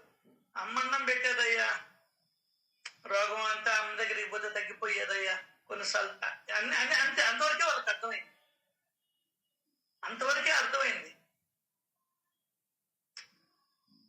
అట్లాగా భగవంతుడు దయ చూపిస్తేనే నీకు సత్యం అవగాహనకు వస్తుంది, లేకుంటే రాదు. ఆయన కనుకనే సాయి నారాయణుడి యొక్క కాళ్ళు పట్టుకుంటే నీకు సత్యం తెలుస్తుంది. సత్యం కోసం పోరాడాలి అనేది తెలుస్తుంది. ఆ సత్యమే నిన్ను జన్మకి రానికుండా చేస్తుంది. చిన్న విషయం కాదు సార్. అసలు ఏదైతే నిరంతరము నిత్యము మనం ఆలోచించాలనో దాన్ని వదిలేసాం. ఏది మనకు పనికిరాదో, ఏది మనకు ఉపయోగం లేదో, ఏది మనతో రాదో దాని గురించే 28 గంటలు ఆలోచిస్తూ ఉన్నాం. రామారావు గారు కొట్టుకుంటుంటారు, అమ్మా ఈ గంటేనమ్మా మనం ఉండేది, దాని తర్వాత మన పనుల్లో మనం పడిపోతామమ్మా. అసలు ఇప్పుడే మధ్యలో లెఫ్ట్ రైట్ కొడతా ఉన్నాం. సత్సంగం అయిపోయిందో లేదా లెఫ్ట్ అక్కడ పెట్టు, ఫోన్ ఇబ్బంది ఏముంది, ఇంటా ఉండు చివరి దాకా. నేను నాకు తెలియక నా లెట్రిన్లో కూడా ఎత్తుకొని పోతా. నేర్చుకో, ఎక్కడ ఎప్పుడు ఏ పాయింట్ వస్తుందో తెలియదు. ఇవన్నీ చెప్తే మేము వినాలన్నా అక్క. ఎవరు రమ్మన్నారు? పోయిన వాళ్ళు ఏమన్నా పట్టుకొని పీకలాడామా? ప్రశ్నే లేదు, ప్రశ్నే లేదు. నీ అవసరమైతే నువ్వు రా, నాకు అవసరం కాబట్టి నేను వచ్చా, వింటా ఉందా? నా అవసరం అండి. నాకు ఆయన స్మరణ అనే అవకాశం ఇచ్చాడు, నేను ఉండకపోతే ఎట్లా? ఎవరు రారు.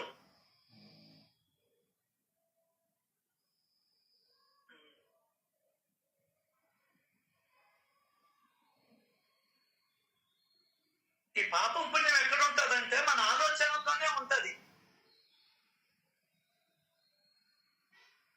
ఇంకా చెప్పాలంటే గాలిలో ఉచ్ఛ్వాస నిశ్వాసాలలోనే ఉంటది.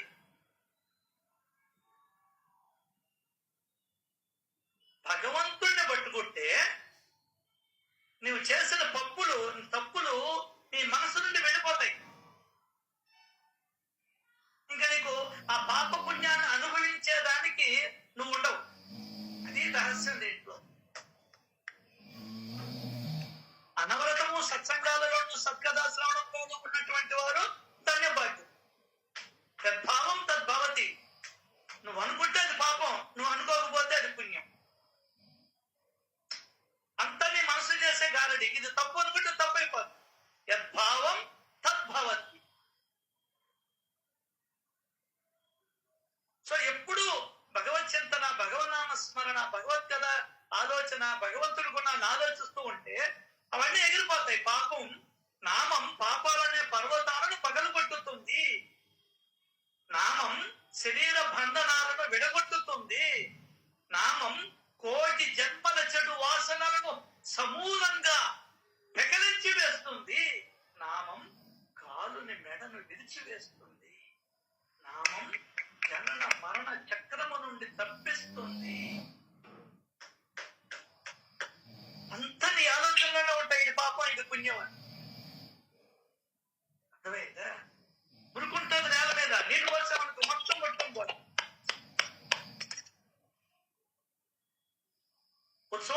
దానికనే ఉచ్ఛ్వాస నిశ్వాసాలతో నామం చేయమన్నారు. అదే అద్భుతమైన వ్యక్తి చేసింది. ఒక్క శ్యామ చేశాడు ఆ పని. ప్రతి ఉచ్ఛ్వాస నిశ్వాసములోనూ సాయిని నింపుకున్నాడు. ఇంకా పాపం లేదు, పుణ్యం లేదు. ఆ రెండు లేకపోతే జన్మేది. అద్భుతం సార్. కాబట్టి ఈ శ్వాసంలోకి నామాన్ని ఎక్కించు, నరాల్లోకి శిలైన ఎక్కిస్తుల్లా, రక్తం ఎక్కిస్తుల్లా. అట్లా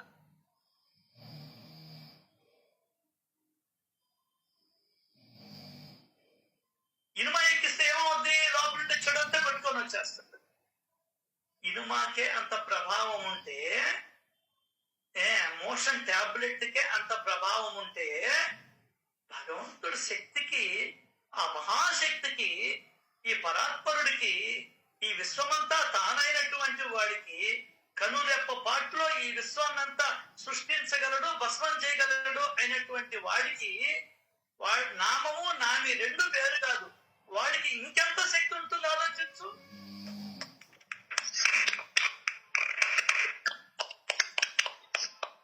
నీకు తెలియదు ఆ శక్తి ఏందో. ఆ శక్తి గురించి అర్థం కాల. ఈరోజు తెల్లారేసి ధ్యానంలో కూర్చున్నా. కింద నీళ్లు బారుతూ ఉంటాయి, నాకు దర్శనం ఇచ్చేది. భూమి కింద అప్పుడు సరస్వతి నది గుర్తుకొచ్చింది నాకు. అంత వాడి లేవే. ఎక్కడ బారుతున్నాయి ఈ నీళ్లు? నాన్న, సముద్రం ఒక దగ్గరే ఉంటది. నదులు ఒక ప్రదేశంలోనే పారుతూ ఉంటాయి. నదులు ఒక్క ప్రదేశంలోనే. ఇప్పుడు చూడు, పెన్నా నది నెల్లూరులోకి రాదు. ఆ నది అక్కడే బారుతూ ఉంటాయి. నీళ్లు భూమి కింద అంతా బారుతూ ఉంటాయి. కాబట్టి నెల్లూరులో ఎక్కడేసిన బోరు చేస్తే నీళ్లు వస్తాయి. ఇందులో జల ప్రవాహాన్ని ఈరోజు నాకు దర్శింపజేశాడు భగవంతుడు.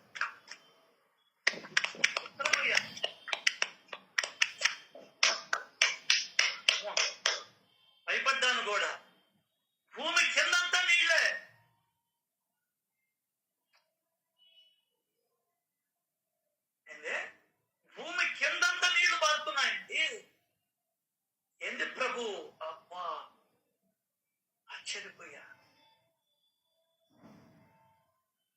అట్లా ఇట్లా కాదు ఆ నీళ్లు పారడం. ఎట్లా సాధ్యమైంది నీకు? అద్భుతమైన జల. అదన్నా ఒక ప్రదేశంలో పారుతూ ఉండేది చూసా నేను. ఏటికి ఏరొచ్చింద్ర అనేవాళ్ళం, గుర్తుందో లేదు.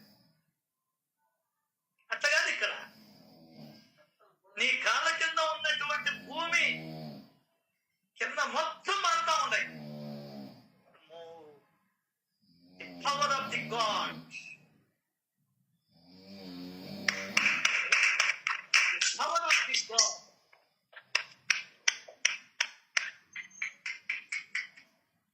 ఎప్పటి నుంచా?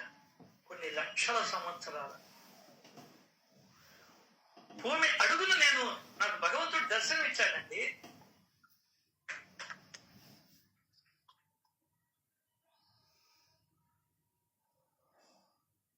ఓహో, ఇది కావాల. తర్వాత కళ్ళు తెరిసిన తర్వాత భయపడిపోయి కళ్ళు తెరిచేసా. అప్పుడు ఆలోచిస్తే మళ్ళీ సరస్వతి నది అంతర్వాహిని అంటదే. సరస్వతి నది కాదు, అంతర్వాహిని. సరస్వతి అంటే ఏంటి చెప్పండి? దేనికి గుర్తు? సరస్వతి అంటే దేనికి గుర్తు? జ్ఞానానికం. నీ లోపల ఆ జ్ఞాన సరస్వతి తల వెంట్రుక నుంచి కాలి గోరు దాకా ప్రవహిస్తూ ఉంది. సర్వజీవులలోనూ ఆ జ్ఞాన శక్తి ఉన్నది.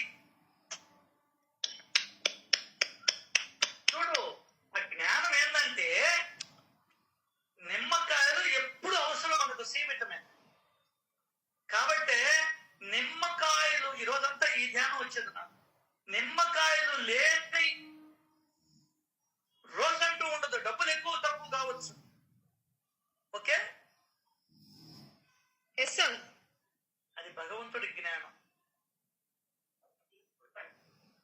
నిమ్మకాయలు ఎప్పుడు పంట ఉంటుంది. డి విటమిన్ ఎప్పుడు కావాలి మనకు. కాబట్టే వాన వచ్చినా కూడా తెలిపించి మళ్ళీ ఎండగాస్తుంది. జ్ఞాన శక్తి అది. మామిడి పళ్ళు అబ్బే కాయ పట్ట ఎప్పుడు ఉండవు. అర్థమైందా? వేసిన కూరగాయలు ఎప్పుడు వస్తూ ఉంటాయి. జ్ఞానశక్తి పనిచేస్తుంది లోపల. జీలకర్ర అవసరం, మిరియాలు అవసరం, ఆవాలు అవసరం. అవి ఎప్పుడు పండుతూ ఉంటాయి. మల్లెపూలు మనకు అవసరం ఉంటాయి. ఏమండి, మల్లెపూలే మనం తింటామా? కాబట్టే ఒక సీజన్ నుంచి ఇస్తాడు భగవంతుడు. జ్ఞాన శక్తి, నీళ్ళు అవసరం మనకు. ఎప్పుడు బాగుంటా ఉంటాయి మనకి కింద. ఇది రా నాయన సరస్వతి దేవి అంటే అనుకున్నాను. సరస్వతి నది అంతర్వాహినిగా, నీలో నాలో అంతర్వాహినిగా జ్ఞాన శక్తి ఉన్నది. ఎప్పుడు నీకు రోగం రప్పియాలనో, ఎప్పుడు నిన్ను సంతోషపరచాలనో, ఎప్పుడు నీ రక్తాన్ని శుద్ధి చేయాలనో. అర్థమైందా? మొత్తం కిడ్నీ దగ్గరికి వెళ్ళిపోతుంది. కిడ్నీ క్లీన్ చేస్తుంది. వేస్టేజ్ ని మూత్రంలో పంపిస్తుంది. జ్ఞాన శక్తి. ఆర్వో వాటర్ ఏ విధంగా ఫిల్టర్ చేస్తుందో, ఇది అక్వాగార్డ్. అప్పుడు అనిపించింది ఆ జ్ఞాన శక్తి. నువ్వు బంగారం ఏం చేసుకుంటావు? నీకు ఇల్లు కట్టుకోవడానికి బంగారం పనికిరాదు. అట్లకాడికి బంగారం పనికిరాదు. దోశలు పెట్టడానికి బంగారం పనికిరాదు. నదులు ఎండిపోతాయి. నదులు ఎండిపోతాయి. సముద్రాలు ఎండవు. ఎందువల్ల? 800 కొన్ని వేల లక్షల కోట్ల జీవులకి నీరు లేకపోతే బతకలేదు. ఏ జీవి బతకలేదు ఈ ప్రపంచంలో. కాబట్టి అంత పెద్ద లోతైన సముద్రాన్ని ఇచ్చాడు. దాన్ని ఆమె చేపిస్తూ ఉన్నాడు. వాటిని మేఘాలుగా మారుస్తూ ఉన్నాడు. వాటిని మనకే అందిస్తూ ఉన్నాడు. ఆయనంత జ్ఞానశక్తి ఎవరికి లేదు అసలే ఈ ప్రపంచం. మైండ్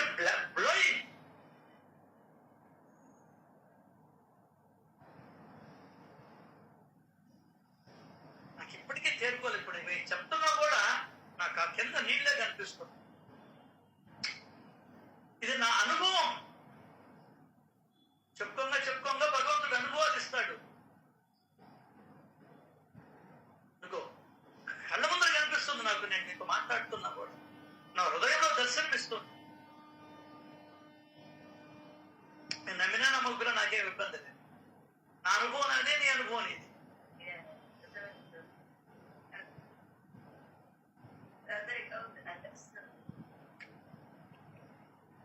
ఆయనకి తెలుసు ఎప్పుడు ఏది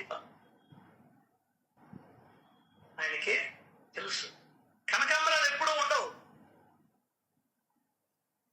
దానికి ఒక సీజన్.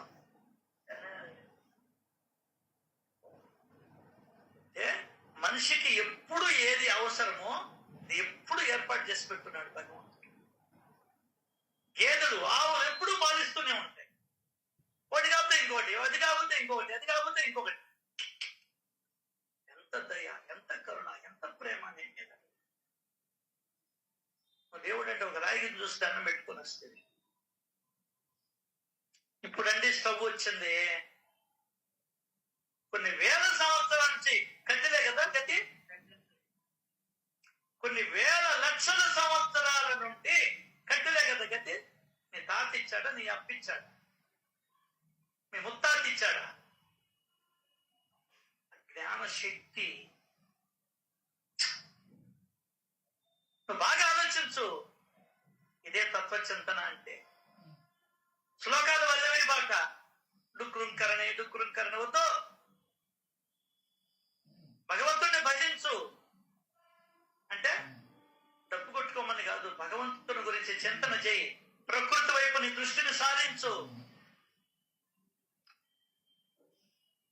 యాపిల్ పండు కూడా ఎప్పుడు రావు. మేము మొన్న కులు మనాలి పోతే ఎండిపోయి ఉన్నాయి. ఏంటంటే సీజన్ కాదండి ఇప్పుడు. మరి ఇప్పుడు ఎట్లా వస్తున్నాయి? దాన్ని కోసి కాగితాల్లో జుట్టి మైనం పూసి అదిగో ఏసీలో పెడతాం. ఇవన్నీ ఆయనకున్నంత జ్ఞానం, ఆయనకున్నంత శక్తి మనకు లేదు.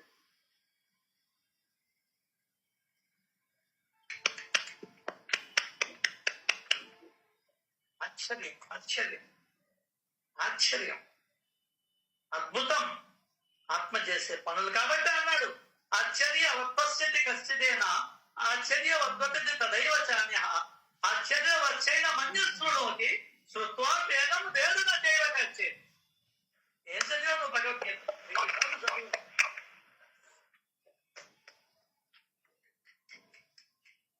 అవకాశం భగవంతుడు మనకి ఇచ్చేస్తాడు. మన 50 మందికి ఇచ్చేస్తాడు. ఎంత ప్రేమో ఆయనకి, అంటే ఎంత ప్రేమ. ఒక నాటకం ఆడుతున్నావురా మనం అంతా కూడా. జీవితమే ఒక నాటక రంగం.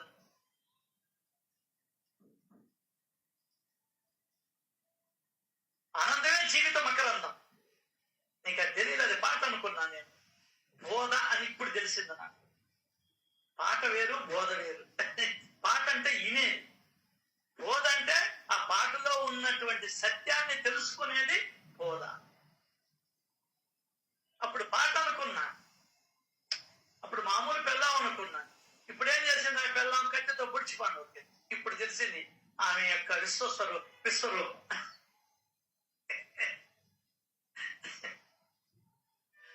అర్థమైతే అది నీకేం కొరత చేయడు భగవంతుడు. విశ్వాసం వచ్చు. అదే బాబా చెప్పింది చదివిన అధ్యాయం. నేను అల్లాని స్మరించేవాణ్ణి. యాదే హక్ అనల్ హక్ అంటుంటాడు ఆయన. నేను భగవంతుడి సేవకులను, ఆ పరమేశ్వరుడు ఆజ్ఞను పాటించేవాణ్ణి. బాబా బాబా బాబా బాబా. ఒక్కొక్క మాట నీలో ఎట్లా ఉంటుంది తెలుసా? నీ నరాలు బిగుసుకోవాలా, నీ హృదయం పొందాలా. ఉత్తప్పుడు పొంగపోయినా ఇప్పుడన్నా పొంగించుకోవాలా. పూరీలు ఎప్పుడు పొంగవు. బాగా నూనె వేడి చేస్తే దాంట్లో వేస్తేనే పొంగతాయి పూరీలు. అట్లా సత్సంగంలోనే నువ్వు పొంగించుకోలేకపోతే ఇంకా ఇతరత్ర నీ మనసు పొంగదు పొంగదు పొంగదు. అది కూడా రాసి పెట్టుకున్నాను, అది కూడా చెప్తున్నాం. ఇంకా మనం అధ్యాయంలోకి వస్తే 14వ అధ్యాయం. ఈయనకి కూడా ప్రారంభం ప్రకారం 12 మంది 13 మంది పుట్టినా లాస్ట్కి 4 మిగిలారు. నువ్వు గ్రహించాలి, ప్రారంభం ప్రకారం జరుగుతుంది. వాట్ ఎవర్ ఇట్ అకర్స్, ఏది జరిగినా, what ever you get, it is before. It is before. నిన్ను ఇంట్లో నుంచి తరిమేసిన, ఇట్ ఈస్ బిఫోర్.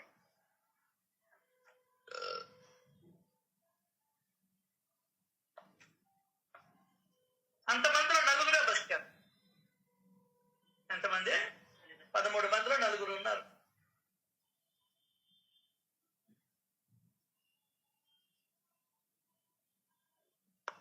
అక్కడికెక్కడ కాదు, మా నాయన 12 మంది అయితే 3 బతికారు.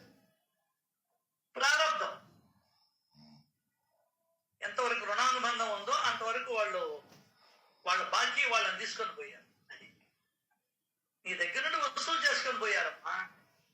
కొంతమంది 6 ఏళ్ళకి చనిపోతారు, కొంతమంది 8 ఏళ్ళకి, కొంతమంది 14 ఏళ్ళకి, కొంతమంది 34 ఏళ్ళకి చనిపోతారు. కొన్ని జన్మలో వాళ్ళ దగ్గర సేవలు చేయించుకున్నావు, ఇప్పుడు నువ్వు వాళ్ళకి సేవలు చేసు. ప్లీజ్ దాని గురించి పెద్ద ఇబ్బంది పడము. అంతతో తీరిపోతా సేవ చేస్తే.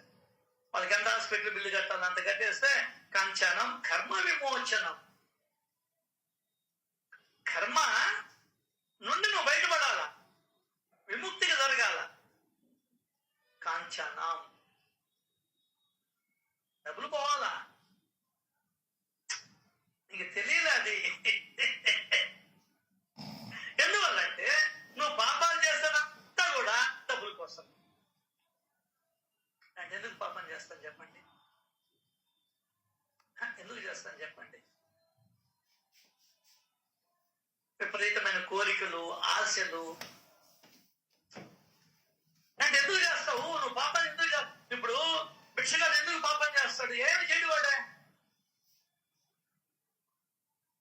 ఎక్కడ కూర్చున్నవాడు అక్కడే కూర్చుని ఉంటాడు. లేచిపోతా కూడా వాడి కింద చీమలు బారులు చనిపోతావు. నీకు తెలియదు అది.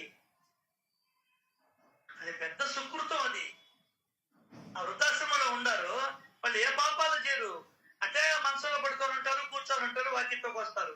నువ్వు అట్ట కాదు, స్కూటర్ వేసుకొని నెల్లూరంతా తిరుగుతావు షికారికి. కారుందని చెప్పని సింగిల్ గా పోతూ ఉంటావు షికారికి. ఎన్ని జీవుల్ని హత్య చేశావు ఇప్పుడు చెప్పు. నేను మేలా వాళ్ళు మేలా? నీ వల్ల కొన్ని హత్యలు జరుగుతున్నాయి, వాడి వల్ల ఏమీ జరగడం. కూర్చున్న చోటనే కూర్చొని ఉన్నాడు ఉదయం నుంచి రాత్రి దాకా. పెద్ద ఆయన కూర్చొని ఉంటాడు, ఒంగోని ఉంటాడే. ఉదయం నుంచి సాయంకాలం దాకా అక్కడే ఉంటాడు, ప్లేస్ మారడు. అదే నేను ఊరంతా తిరగతా. ఎన్ని జీవులని చంపేదానికి నేను కారకున్నాయ్యా. అతను ఏమిలే, ఏదో పెద్ద నేను గొప్ప, నేను గొప్ప, నేను గొప్ప.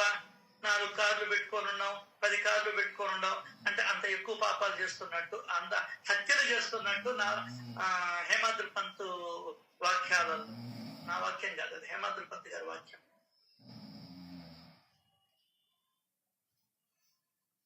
సో ఎప్పుడైతే బాబా శరణాలలో స్థిరపడ్డాడో అప్పుడు కించిత్తైనా, అంటే కించిత్తైనా, జస్ట్ ఆవగింజంతైనా విచారం లేకుండా పోయినా. బికాస్ హి నోస్ ది తత్వం. అతను అర్థం చేసుకున్నాడు జీవితాన్ని, ఈ చక్రాన్ని అర్థం చేసుకున్నాడు. పుట్టినవాడు మరణించక తప్పదు, మరణించిన వాడు పుట్టక తప్పదు.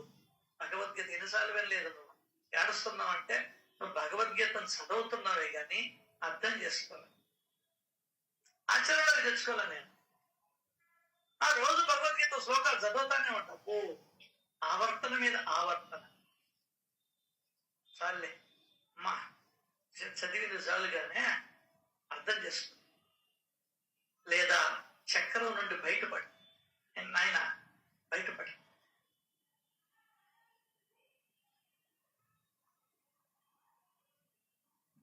స్థాయి స్థిర చరాలలో నిండి ఉన్నాం.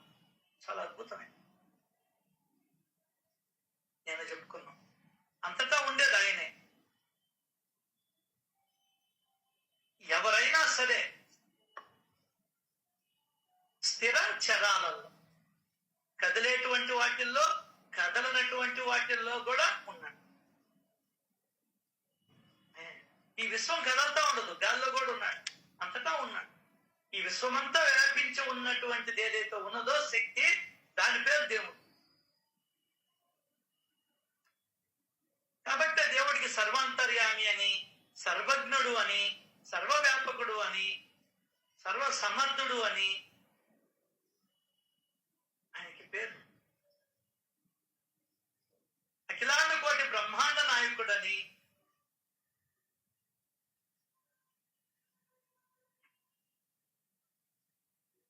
కాబట్టి ఇక్కడ ఈయన స్థిర చరాలలో ఉన్నాడు. ఎవరైనా సరే ఎక్కడైనా సరే స్థిరంగా కూర్చొని కూడా ఈ అనుభవాన్ని పొందవచ్చు. నువ్వు కూర్చోవాలి.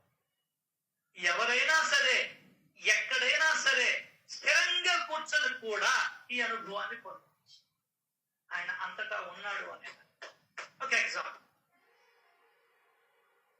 మాస్టర్ గారు రూమ్ లోకి వెళ్ళి తలుపేసుకొని కూర్చున్నారు. ఈరోజు నాకు అన్నం పెట్టిస్తాడో లేదో అని. అది అనుభవం పొందాలనుకున్నాడు. నువ్వు 12 గంటలు లేస్తుంది. ఎక్కడికి పోదాం, అది అక్కడికి పోదాం, ఇక్కడికి పోదాం, అక్కడికి పోదాం. ఆయన అట్టు కాదు, పరీక్షించాడు దేవుని. అది కావాలా దేవుడికి. నువ్వు భగవంతుడికి ఎన్ని టెస్టులు పెడతావో అంత నమ్మకానికి దగ్గర అవుతావు. లాస్ట్ లో ఆయన్ని నమ్మినంతగా ఇంకా ఈ ప్రపంచంలో ఇంకెవరిని నమ్ము. అంతటి ప్రేమ కలగద్ది భగవంతుడికి. కూర్చున్నాడు, పోయి తలుపేసుకొని 1 గంట అయింది, తలుపు తెచ్చాను. అన్నం పంపించాను. ఎవరా ఏమో తెలియదు. 3 రోజులు అన్నం లేదు. వివేకానందుడికి నీళ్ళ కాడికి పోదాం అనుకున్నాడు. నీళ్ల కాడికి వెళ్ళేదానికి కూడా ఓపిక లేక మధ్యలోనే కూలబడ్డాడు.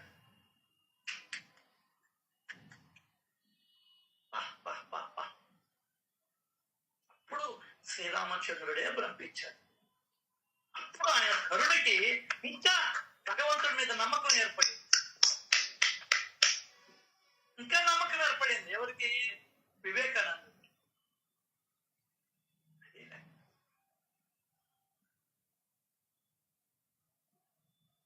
దానికైనా రామకృష్ణ పరమహంస చెప్తాడు, పరీక్షించండి నన్ను అంటాడు. మీరు నన్ను ఏమనుకుంటున్నారు అని అడిగాడు. అందరు వచ్చిన వాళ్ళంతా అడుగుతుంటాడు. ఏ 2-3 చెప్తారు మీరు సాక్షాత్ భగవత్ స్వరూపం. కొంతమంది పూజారి, కొంతమంది ఇంకొకటి, కొంతమంది ఇంకొకటి అని చెప్తూ ఉంటారు. కానీ ఇక్కడ బాబా ఓపెన్ అయిపోయినాడు, దాచుకోవాలి. ప్రజలందరికీ తెలిసిపోవాలా ఏంది, నేను ఎవరినో, నా అడ్రస్ ఏంటో, నేను ఎక్కడుంటాను. వీళ్ళు ఇంకా ఏదో బ్రహ్మలోకం, విష్ణులోకం, కైలాసం, హిమాలయ పర్వతాలు, మానస సరోవరం, అర్థం కాదా, అదేంది చార్ధాము, ఇక్కడ ఉన్నాను అనుకుంటున్నారు వీళ్ళు. నో, ఓపెన్ చేసుకోండి. వేదాల్లో ఏదైతే ఉన్నదో అదే చెప్పబడింది సత్యం. ఆ శక్తి స్థిర చరాలలో నిండు. నువ్వు దేని అనుకుంటే దేవుడే పోరా. నువ్వు దేని అనుకుంటే దేవుడే. పట్టిందల్లా బంగారం అంటున్నా, నీ చేతితో ఏది పట్టుకుంటే బంగారం అవుతుంది అంటున్నా. అట్లాగే నువ్వు దేన్ని చూసినా, దేన్ని పట్టుకున్నా, నీ భావములో అది దేవుడు అని అనుకుంటే అది దేవుడే నీ ఖాతాలో రాసేస్తాడు. వీడు ఫలాని 9 గంటల 15 నిమిషాలకి 14 నిమిషాలకి ఫలాని దాన్ని చూసి దేవుడు అనుకుని దండం పెట్టాడు, మలాన్ని చూసి అని కూడా రాసేసుకుంటాడు. అపారమైన జ్ఞానం. అసలు నో సీక్రెసీ. సాయి ఓపెన్ అయినంతగా అవతారాలలో, నాకు తెలిసినటువంటి అవతారాలలో సాయి ఓపెన్ అయినంతగా భగవత్ తత్వం గురించి, తన గురించి ఇంకా ఎక్కడ ఎవ్వరు ఓపెన్ కాలేదని నేను అనుకుంటున్నా. నాకు తప్పు కూడా కావచ్చు, చెప్పలేను. భగవంతుడు పలికిచ్చాడు, ఓపెన్ అయిపోయినాడు ఆయన. నో సీక్రసీ, చెప్పేశాడు. స్వార్థమా, పరమార్థమా, మోక్షమా, your choice, your choice. That is not my choice, that is your choice. తెల్లగా ఉండే అమ్మాయి కావాలన్నా కట్నం రాదు, నల్లగా ఉండే అమ్మాయి కావాలన్నా కోర్టులో వస్తాయి. ఏది కావాలని చెప్తాడు, నీకే చాయిస్. ఇక్కడ కూడా అంతే. ఏమి అవతారం సార్! అటువంటి అవతారం చాలించినటువంటి కాలంలో నేనుండడం నా అదృష్టంగా భావిస్తున్నాను, గర్వంగా భావిస్తున్నాను. లేకుంటే ఈ జన్మకి దేవుడు అంటే ఎవరో తెలిసేది కాదు నాకు. తిరగతా ఉండేవాడిని నేను. మన కష్టాలు చూసి, మన నష్టాలు చూసి, మన ఇబ్బందులు చూసి అర్థం కాల. ఎందుకురా ఉండే ప్రాణాన్ని కుదుట పెట్టుకోకుండా కష్టపెట్టుకుంటూ ఉంటాం.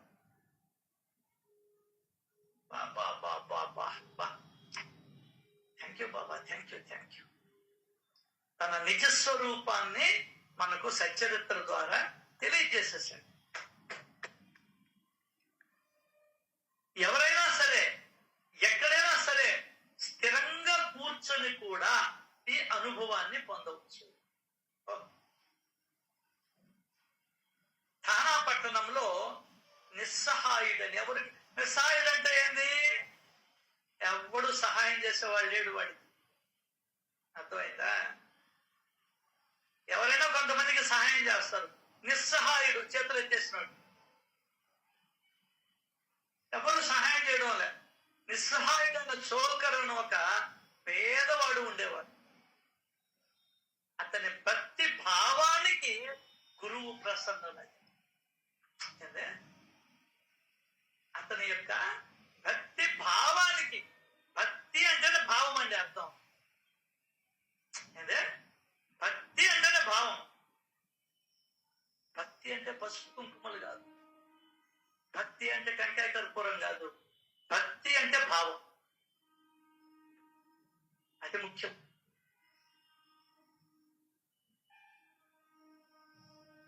అతని భక్తి భావానికి గురువు ప్రసన్నులయ్యా. అతని భక్తికి కాదు, భక్తి భావానికి గురువు ప్రసన్నులయ్యా. Note this point. దీక్షిత్ భక్తికి కాదు, దీక్షిత్కి ఉన్నటువంటి భక్తి భావానికి గురువు ప్రసన్నులయ్యా.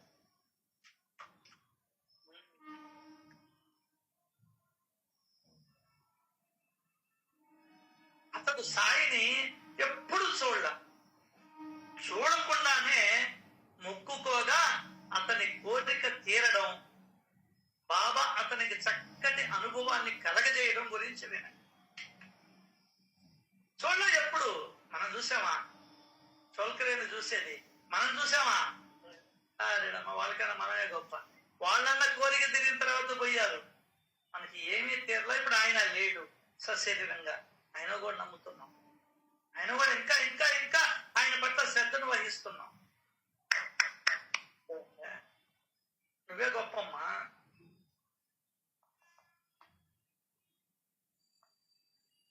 ప్రేమ లేని భజన, అర్థం తెలుసుకోకుండా గ్రంథ పఠన, భక్తి భావము లేకుండా దేవుడి పూజ, ఇవన్నీ వ్యర్థం. అనుభవం లేని జ్ఞానం వ్యర్థం. ఇవి పుస్తకాలలో నేర్చిన విద్యతో చెప్పేది కాదు. ఈ విలువను అనుభవంతో గ్రహించాలి.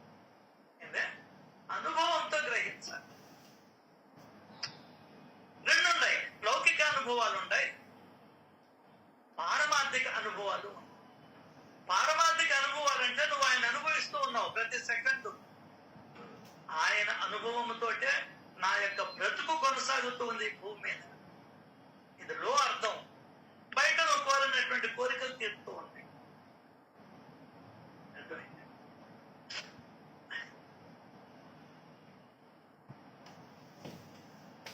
ఈ విలువ విలువను అనుభవంతో గ్రహించాలి. శ్వాసలు ఆడుతున్నాయి గాను, నేను ఇప్పుడు మాట్లాడుతున్నా, శ్వాసలు ఆడుతున్నాయిగా, ఇది అనుభవంలోకి రావడం లేదా? కాకపోతే ఈ అనుభవంలో నువ్వు ఉండడం లేదు. ఈ అనుభవంలో దగ్గర మార్గం చెప్తే నేను దూరంగా పరిగిస్తానంట మనిషి స్వభావం. దానికైనా పెద్దవాళ్ళు అన్నారు, ఇంటి చెట్టు పెరటి వైద్యానికి, పెరటి చెట్టు ఇంటి వైద్యానికి పనికిరాదు. ఇక్కడ కూర్చొని దేవుణ్ణి చూపిస్తానని నేనంటే, అబ్బా నేను అక్కడికి పోయి దేవుణ్ణి చూస్తా, అదేమంటే ఏదో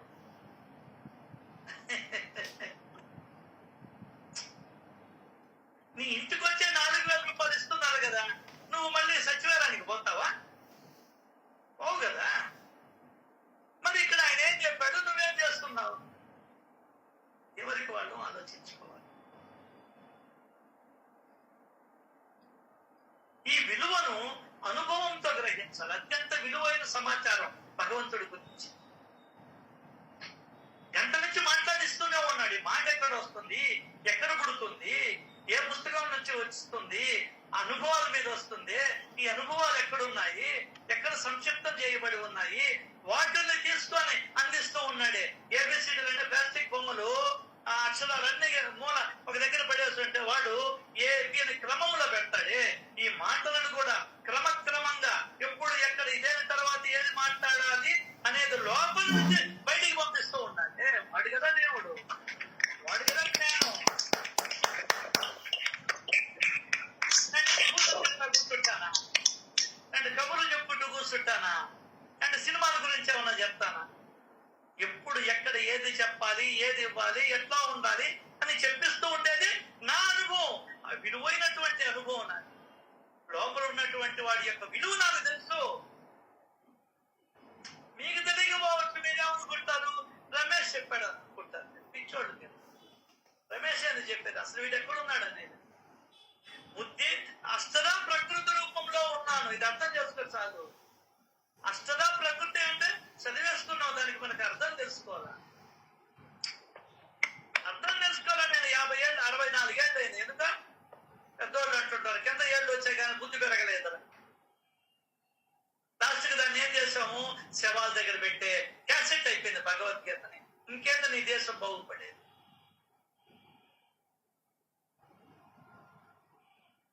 జ్ఞానం ఉందా? జ్ఞానం లేకనే అంతే కూడా. వాడి పాటికి పూలు ఇసిరేస్తా ఉంటాడు, శవం పాటికి వాడు ఎక్కడో దేలుతూ ఉంటాడు. వాడు ఎక్కడ ఉన్నాడు, శవం ఇంటికాడ కూర్చొని ఉంటాడు. ఏం చేస్తుంది నా పెళ్ళాం? అర్థం కాదా? బాడీ కాలుస్తారు ఇక్కడ, లోపల బాడీ ఉండదు. లోపల ఇంకొకటి ఉంటుంది, సూక్ష్మ శరీరము లేదా యాత్ర శరీరం. అక్కడికి పోయి ఉంటుంది. చుట్టాలందరూ ఏడుస్తుంటారు. అర్థం కదా? చూస్తా ఉంటావు నువ్వు. నేనేనంతే. అప్పుడు తెలిసిపోద్ది నీకు నిజంగా ఎవడాడొస్తున్నాడా, చుట్టపు చూపుగా వచ్చాడా వీడు, అట్లా చూసి వెళ్ళిపోతున్నాడా, దండం పెట్టుకుంటుంటే ఏదో పెట్టుకోవాలి కాబట్టి శవం దగ్గరికి వచ్చి దండం పెట్టుకుంటున్నాడా అని వాడు అక్కడ చూస్తానే ఉంటాడు. కూతుర్లు కొడుకులు బంధువులు కూర్చొని ఏం మాట్లాడుకుంటున్నారా ఇవన్నీ వింటూ ఉంటాడు. అక్కడ వాడికి చెవులు ఉంటాయి, అదే వాడికి అన్ని ఉంటాయి, గుర్తుంటాయి. కాకపోతే శరీరం నిద్రపోయేటప్పుడు మనకి అన్నీ ఉంటుందా? అంతే. అదే సేమ్ టు సేమ్ పరిస్థితి. నేను పడుకున్నాను అనుకోని మీరు మాట్లాడుతూ ఉన్నారులే అని అంటది ఈమె. అర్థం కదా? అట్లా అన్ని ఇంటూ ఉంటాడు వీడు. ఒరే ఒరే ఒరే వీళ్ళకు అవసరమా? ఏదో నా భార్య నా కొడుకు అన్నం తినకుండా ఉండిపోతారు అనుకున్నాను. అట్లా పొయ్యాలో లేదో, శవం ఎత్తారో లేదో, స్విగ్గీలో పెట్టేసుకున్నారు వీళ్ళు. నా డబ్బులతో తింటా ఉండి నన్ను కూడా తలుచుకోవడం లేదే. కృష్ణాయ నమః అనబడలేదు, సాయినాథాయ సమర్పణ అనబడలేదు. డాడీ నువ్వు ఇచ్చిన డాడీ ఇది నీ డబ్బుతో, నీ ఇనపెట్టో నువ్వు దాచిన డబ్బుతో నీ కర్మంత్రం చేస్తున్నాము, నీ యొక్క దాంతోనే మేమందరం తింటున్నాము అనేటువంటి కృతజ్ఞత భావన లేకుండా తింటూ ఉన్నారే అని అప్పుడు కొట్టుకుంటే ఏం లాభం? రమేష్ చెప్పాడు సత్సంగాలలో, ఏది రాదురా ఇది, నువ్వు చేసిందే వస్తాది అని చెప్పినా కూడా నేను వినకుండా నా కొడుకులు, నా కూతుర్లు, నా భార్య, నా భర్త అని ఎలకే దోచిపెట్టానే ఇప్పుడు నన్ను ఎక్కడికి పంపిస్తాడు, దేంట్లోకి పంపిస్తాడు? అప్పుడు రమేష్ సత్సంగంలో చెప్తా ఉన్నాడు, ఏమని? పెట్టకపోతే పుట్టదని చెప్పాడు. నన్ను ఏ చెట్టు కింద పుట్టిస్తాడు, ఏ బేద కొంపలో పుట్టిస్తాడు, ఏ ఏసీ లేని కొంపలో పుట్టిస్తాడు, ఏ చెరువుల్లో పుట్టిస్తాడు, ఏ నదుల్లో పుట్టిస్తాడు? నేను చేసినటువంటి పాప కర్మల వలన. నాది పోంగా ఊళ్ళో వాళ్ళ ఆస్తిని కూడా దోచుకున్నానే, దీనికెంత పెద్ద కర్మ అనుభవించాలనో అందులో నువ్వు వినుండవు. అదే అప్పుడప్పుడు ఏదన్నా చెప్తా ఉంటే వినుండవు. ఈ విన్నదంతా నీకు స్టోర్ అయి ఉంటది. అప్పుడు ఏడుస్తావు. దాన్నే మన పెద్దవాళ్ళు ఏమంటారంటే, చేతులు కాలిన తర్వాత ఆకులు పట్టుకుంటే ఏముంది నాయన, ఉన్నప్పుడే సర్దుకోవాలి నాయన, శరీరం ఉన్నప్పుడే ఏమన్నా చేసుకోవాలి నాయన. ఏది చేసుకున్నా కూడా వాడు పోతారు, శరీరాన్ని గాలి చేస్తారు. వీడు ఇక్కడే ఉంటాడు, ఇంట్లో సూక్ష్మ శరీరంతో తిరుగుతా ఉంటాడు, అన్ని మాటలు వింటుంటాడు. వీడు భార్య దగ్గరికి పోతాడు, ఇవేం మాట్లాడుతుంది అని అర్థం కాలా? భార్య చనిపోతే భర్త దగ్గరికి పోతుంది, ఏం మాట్లాడుకుంటున్నాడు వీడు, రెండో పిల్ల ఆలోచనలో ఉన్నాడా? ఇవన్నీ చూస్తుంది. ఇటువంటి వాడి కోసమా నేను నువ్వే నా ప్రాణం అని పాట పాడుకున్నాను అని అప్పుడు ఏడిస్తే ఏమి లాభం అక్క?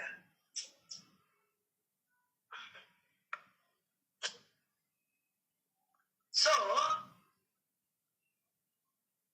ఈ విలువను అనుభవంతో గ్రహించాలి. ఎస్, ప్రతి సెకండ్ నీకు అనుభవాలు ఇస్తూనే ఉన్నాడు ప్రకృతి ద్వారా. ఈ సాయి లీలా ప్రబంధం ఎత్తు నిమిత్తం దీనితో నాకున్నటువంటి అనుబంధం ఏమిటో నాకు తెలియదు. బాబా ఏ ప్రయోజనానికి నాతో దీనిని రాయిస్తున్నారో వారికే తెలుసు. అంతేకాక గ్రంథం రాసేదానికి అర్హత అవసరం. నేను కేవలం వారి సేవకుణ్ణి, వారి అనుమతితోనే ఈ కార్యాన్ని నిర్వహిస్తూ ఉన్నా. చాతక పక్షుల వలె దాహార్తులైన శ్రోతల దప్పికను తీర్చడానికి స్వానంద గనులైన సాయి సమర్థులు ఈ అగాధమైన ఈ లోతైన కథా పానీయాన్ని వర్షింపజేశారు. ఎవరి శక్తి ప్రభావంతో ఈ వాక్కు ఈ చరిత్రను వర్ణిస్తుందో, ఇందాక అనుకున్నాం మనం, ఎవరి శక్తి ప్రభావంతో ఈ వాక్కు ఈ చరిత్రను వర్ణిస్తుందో వారి చరణ ధూళి కణాలలో నా ఈ శరీరాన్ని దొర్లిస్తారు. ఈ వాక్కును నడిపించేది వారే, నా ద్వారా తమ కథను చెప్పించేది వారే. నా చెంచల చిత్తం వారి పాదాల యందే స్థిరపడుగాక. ఈ శారీరక మరియు వాచిక కార్యముల వలనే ఈ శరీరము మాట్లాడటం, అక్షయ సుఖదాయకమైన మానసిక భజన కూడా జరుగుగాక. నేను సాయిబాబా యొక్క విధేయుడైన సేవకుడను. ఈ చరిత్రను చెప్పడం, చెప్పించడం సాయియే అయినప్పుడు శ్రోతలు మాత్రం వేరు ఎలా అవుతారు?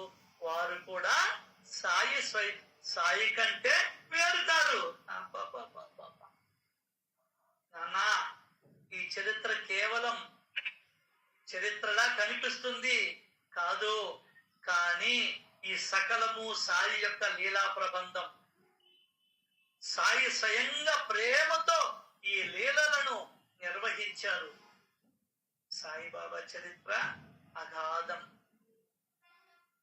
నన్ను నిమిత్త మాత్రుడిగా చేసుకుని భక్తులకు విచిత్రమైన అనుభవాలను కలగజేసి భక్తులను సంతోషపెట్టాడు సాయిబాబా. ఇది చరిత్ర మాత్రమే కాదోయ్, సుఖాలకు నిలయమైన మధురమైన పరమామృతం. సుఖాలకు నిలయం మధురమైన పరమామృతం. భక్తు మరి అక్కడ అద్భుతమైన మాట రాస్తాడు, భాగ్యం ఉన్నవారు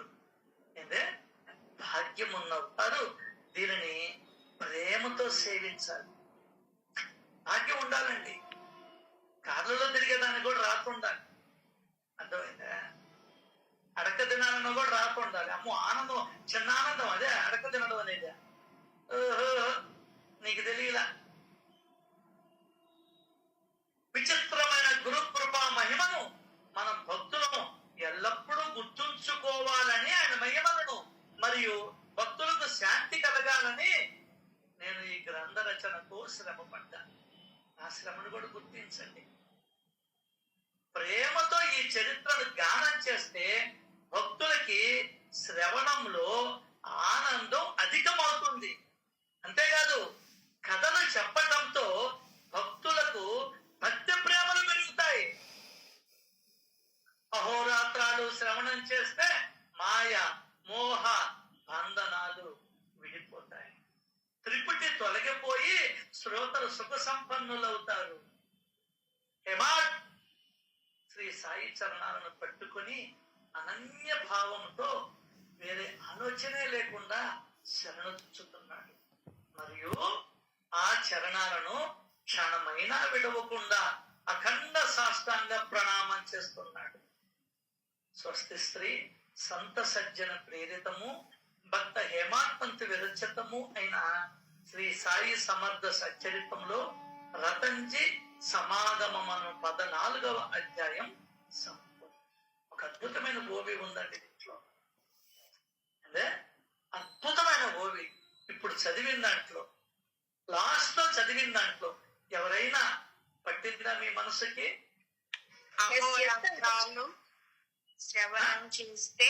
అహోరాత్రాలు శ్రవణం చేస్తే మాయ మోహ బంధనాలు విడిపోతాయి. ఇది చెయ్యకుండా నీకు బంధనాలు విడిపోవు. అర్థమైందా? గోళీలాట ఆడాలంటే గోళీలు కావాల్సిందే. అట్లాగే అహోరాత్రాలు శ్రవణం చేస్తే మాయ వల్ల మోహం వల్ల బంధనం విడిపోతాయి. త్రిపుటి తొలగిపోతుంది. అతని బంధనాలే త్రిపుటి అంటే. అంతా ఒకటే అని గోచరిస్తుంది.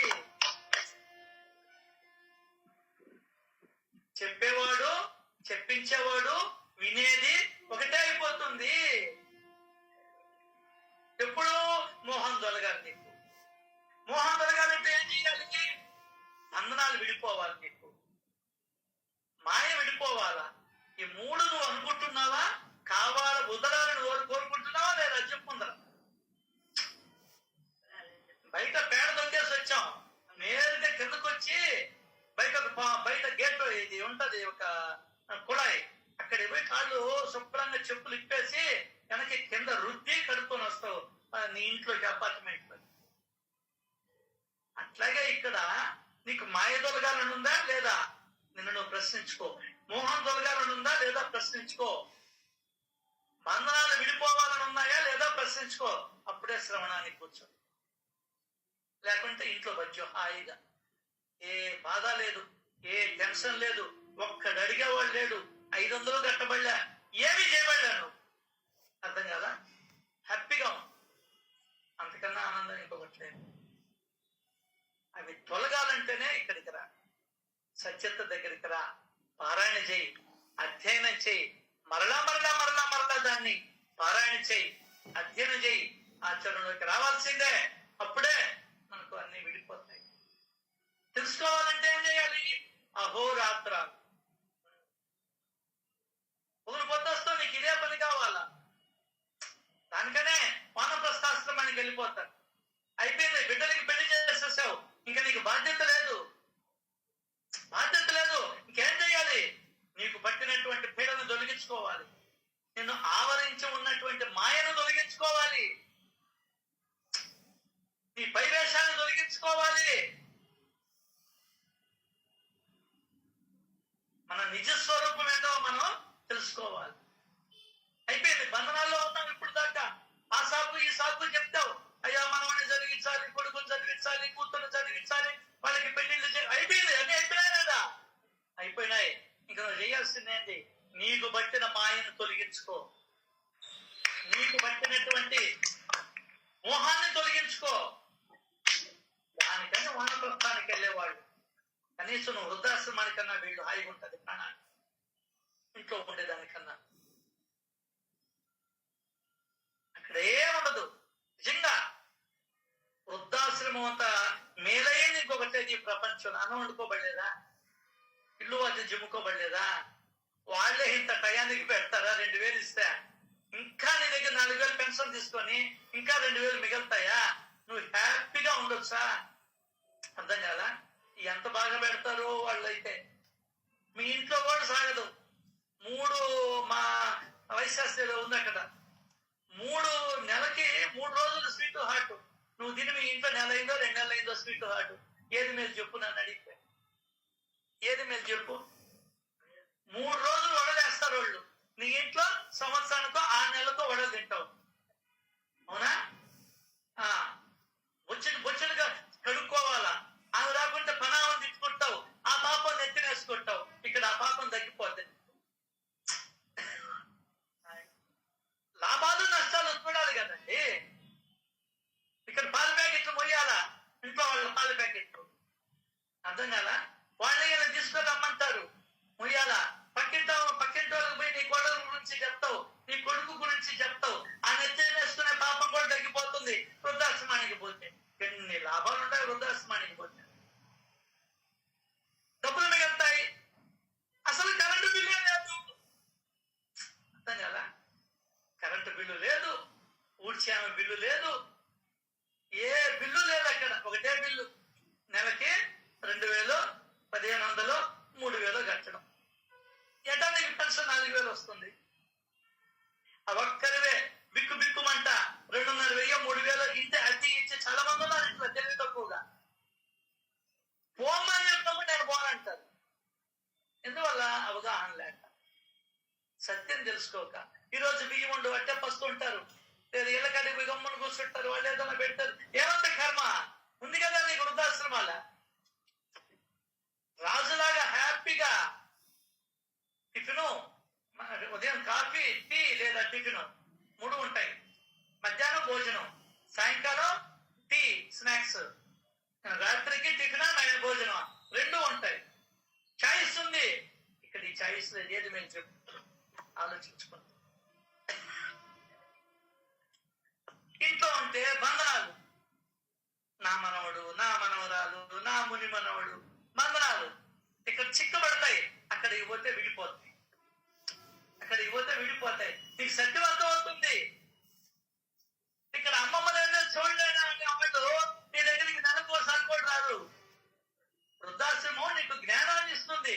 ఒరే, ఇంట్లో ఉంటేనే పలకరించడంలే, నన్ను ఇక్కడ వృద్ధాశ్రమానికి వచ్చాయని పరీక్షిస్తామని కొడుకొని రావడం నాకి 6 నెలలకు ఒకసారి వస్తుంది. నీకు అర్థమైపోతుంది. జ్ఞానం ఇస్తుంది వృద్ధాశ్రమం. బంధనాలను వెలుగొడుతుంది, మోహాలను తొలగిస్తుంది. అంటే సచ్చరిత్ర కూడా. సో అట్లాగా మనం మాయ, మోహ బంధనాలు విడిపోవాలి. ఎక్కడ ఫ్యాన్ చల్లగా గాలి వస్తుందో అక్కడికి పోయి కూర్చుంటాం. సో ఎక్కడ బంధనాలు విడిపోతాయో అక్కడికి వెళ్ళాలి. అవును, హాస్పిటల్లో అక్క ఆ ఊర్లో బాగా చేస్తారు, ఈ ఊర్లో బాగా చేస్తారంటే పోలా. ఆనందయ్య ఆయన ముందుకు పోలా మనం అప్పుడు. అంటే ఇది కూడా స్వస్తి స్త్రీ సంత సజ్జన ప్రేరితము భక్త హేమాడ్పంత విరచితమైన శ్రీ సాయి సమర్థ సచ్చరితంలో రతంచి సాయి సమాగమము అను 14వ అధ్యాయం సంపూర్ణం. శ్రీ సద్గురు సాయినాథార్పణమస్తు. శుభం భవతు.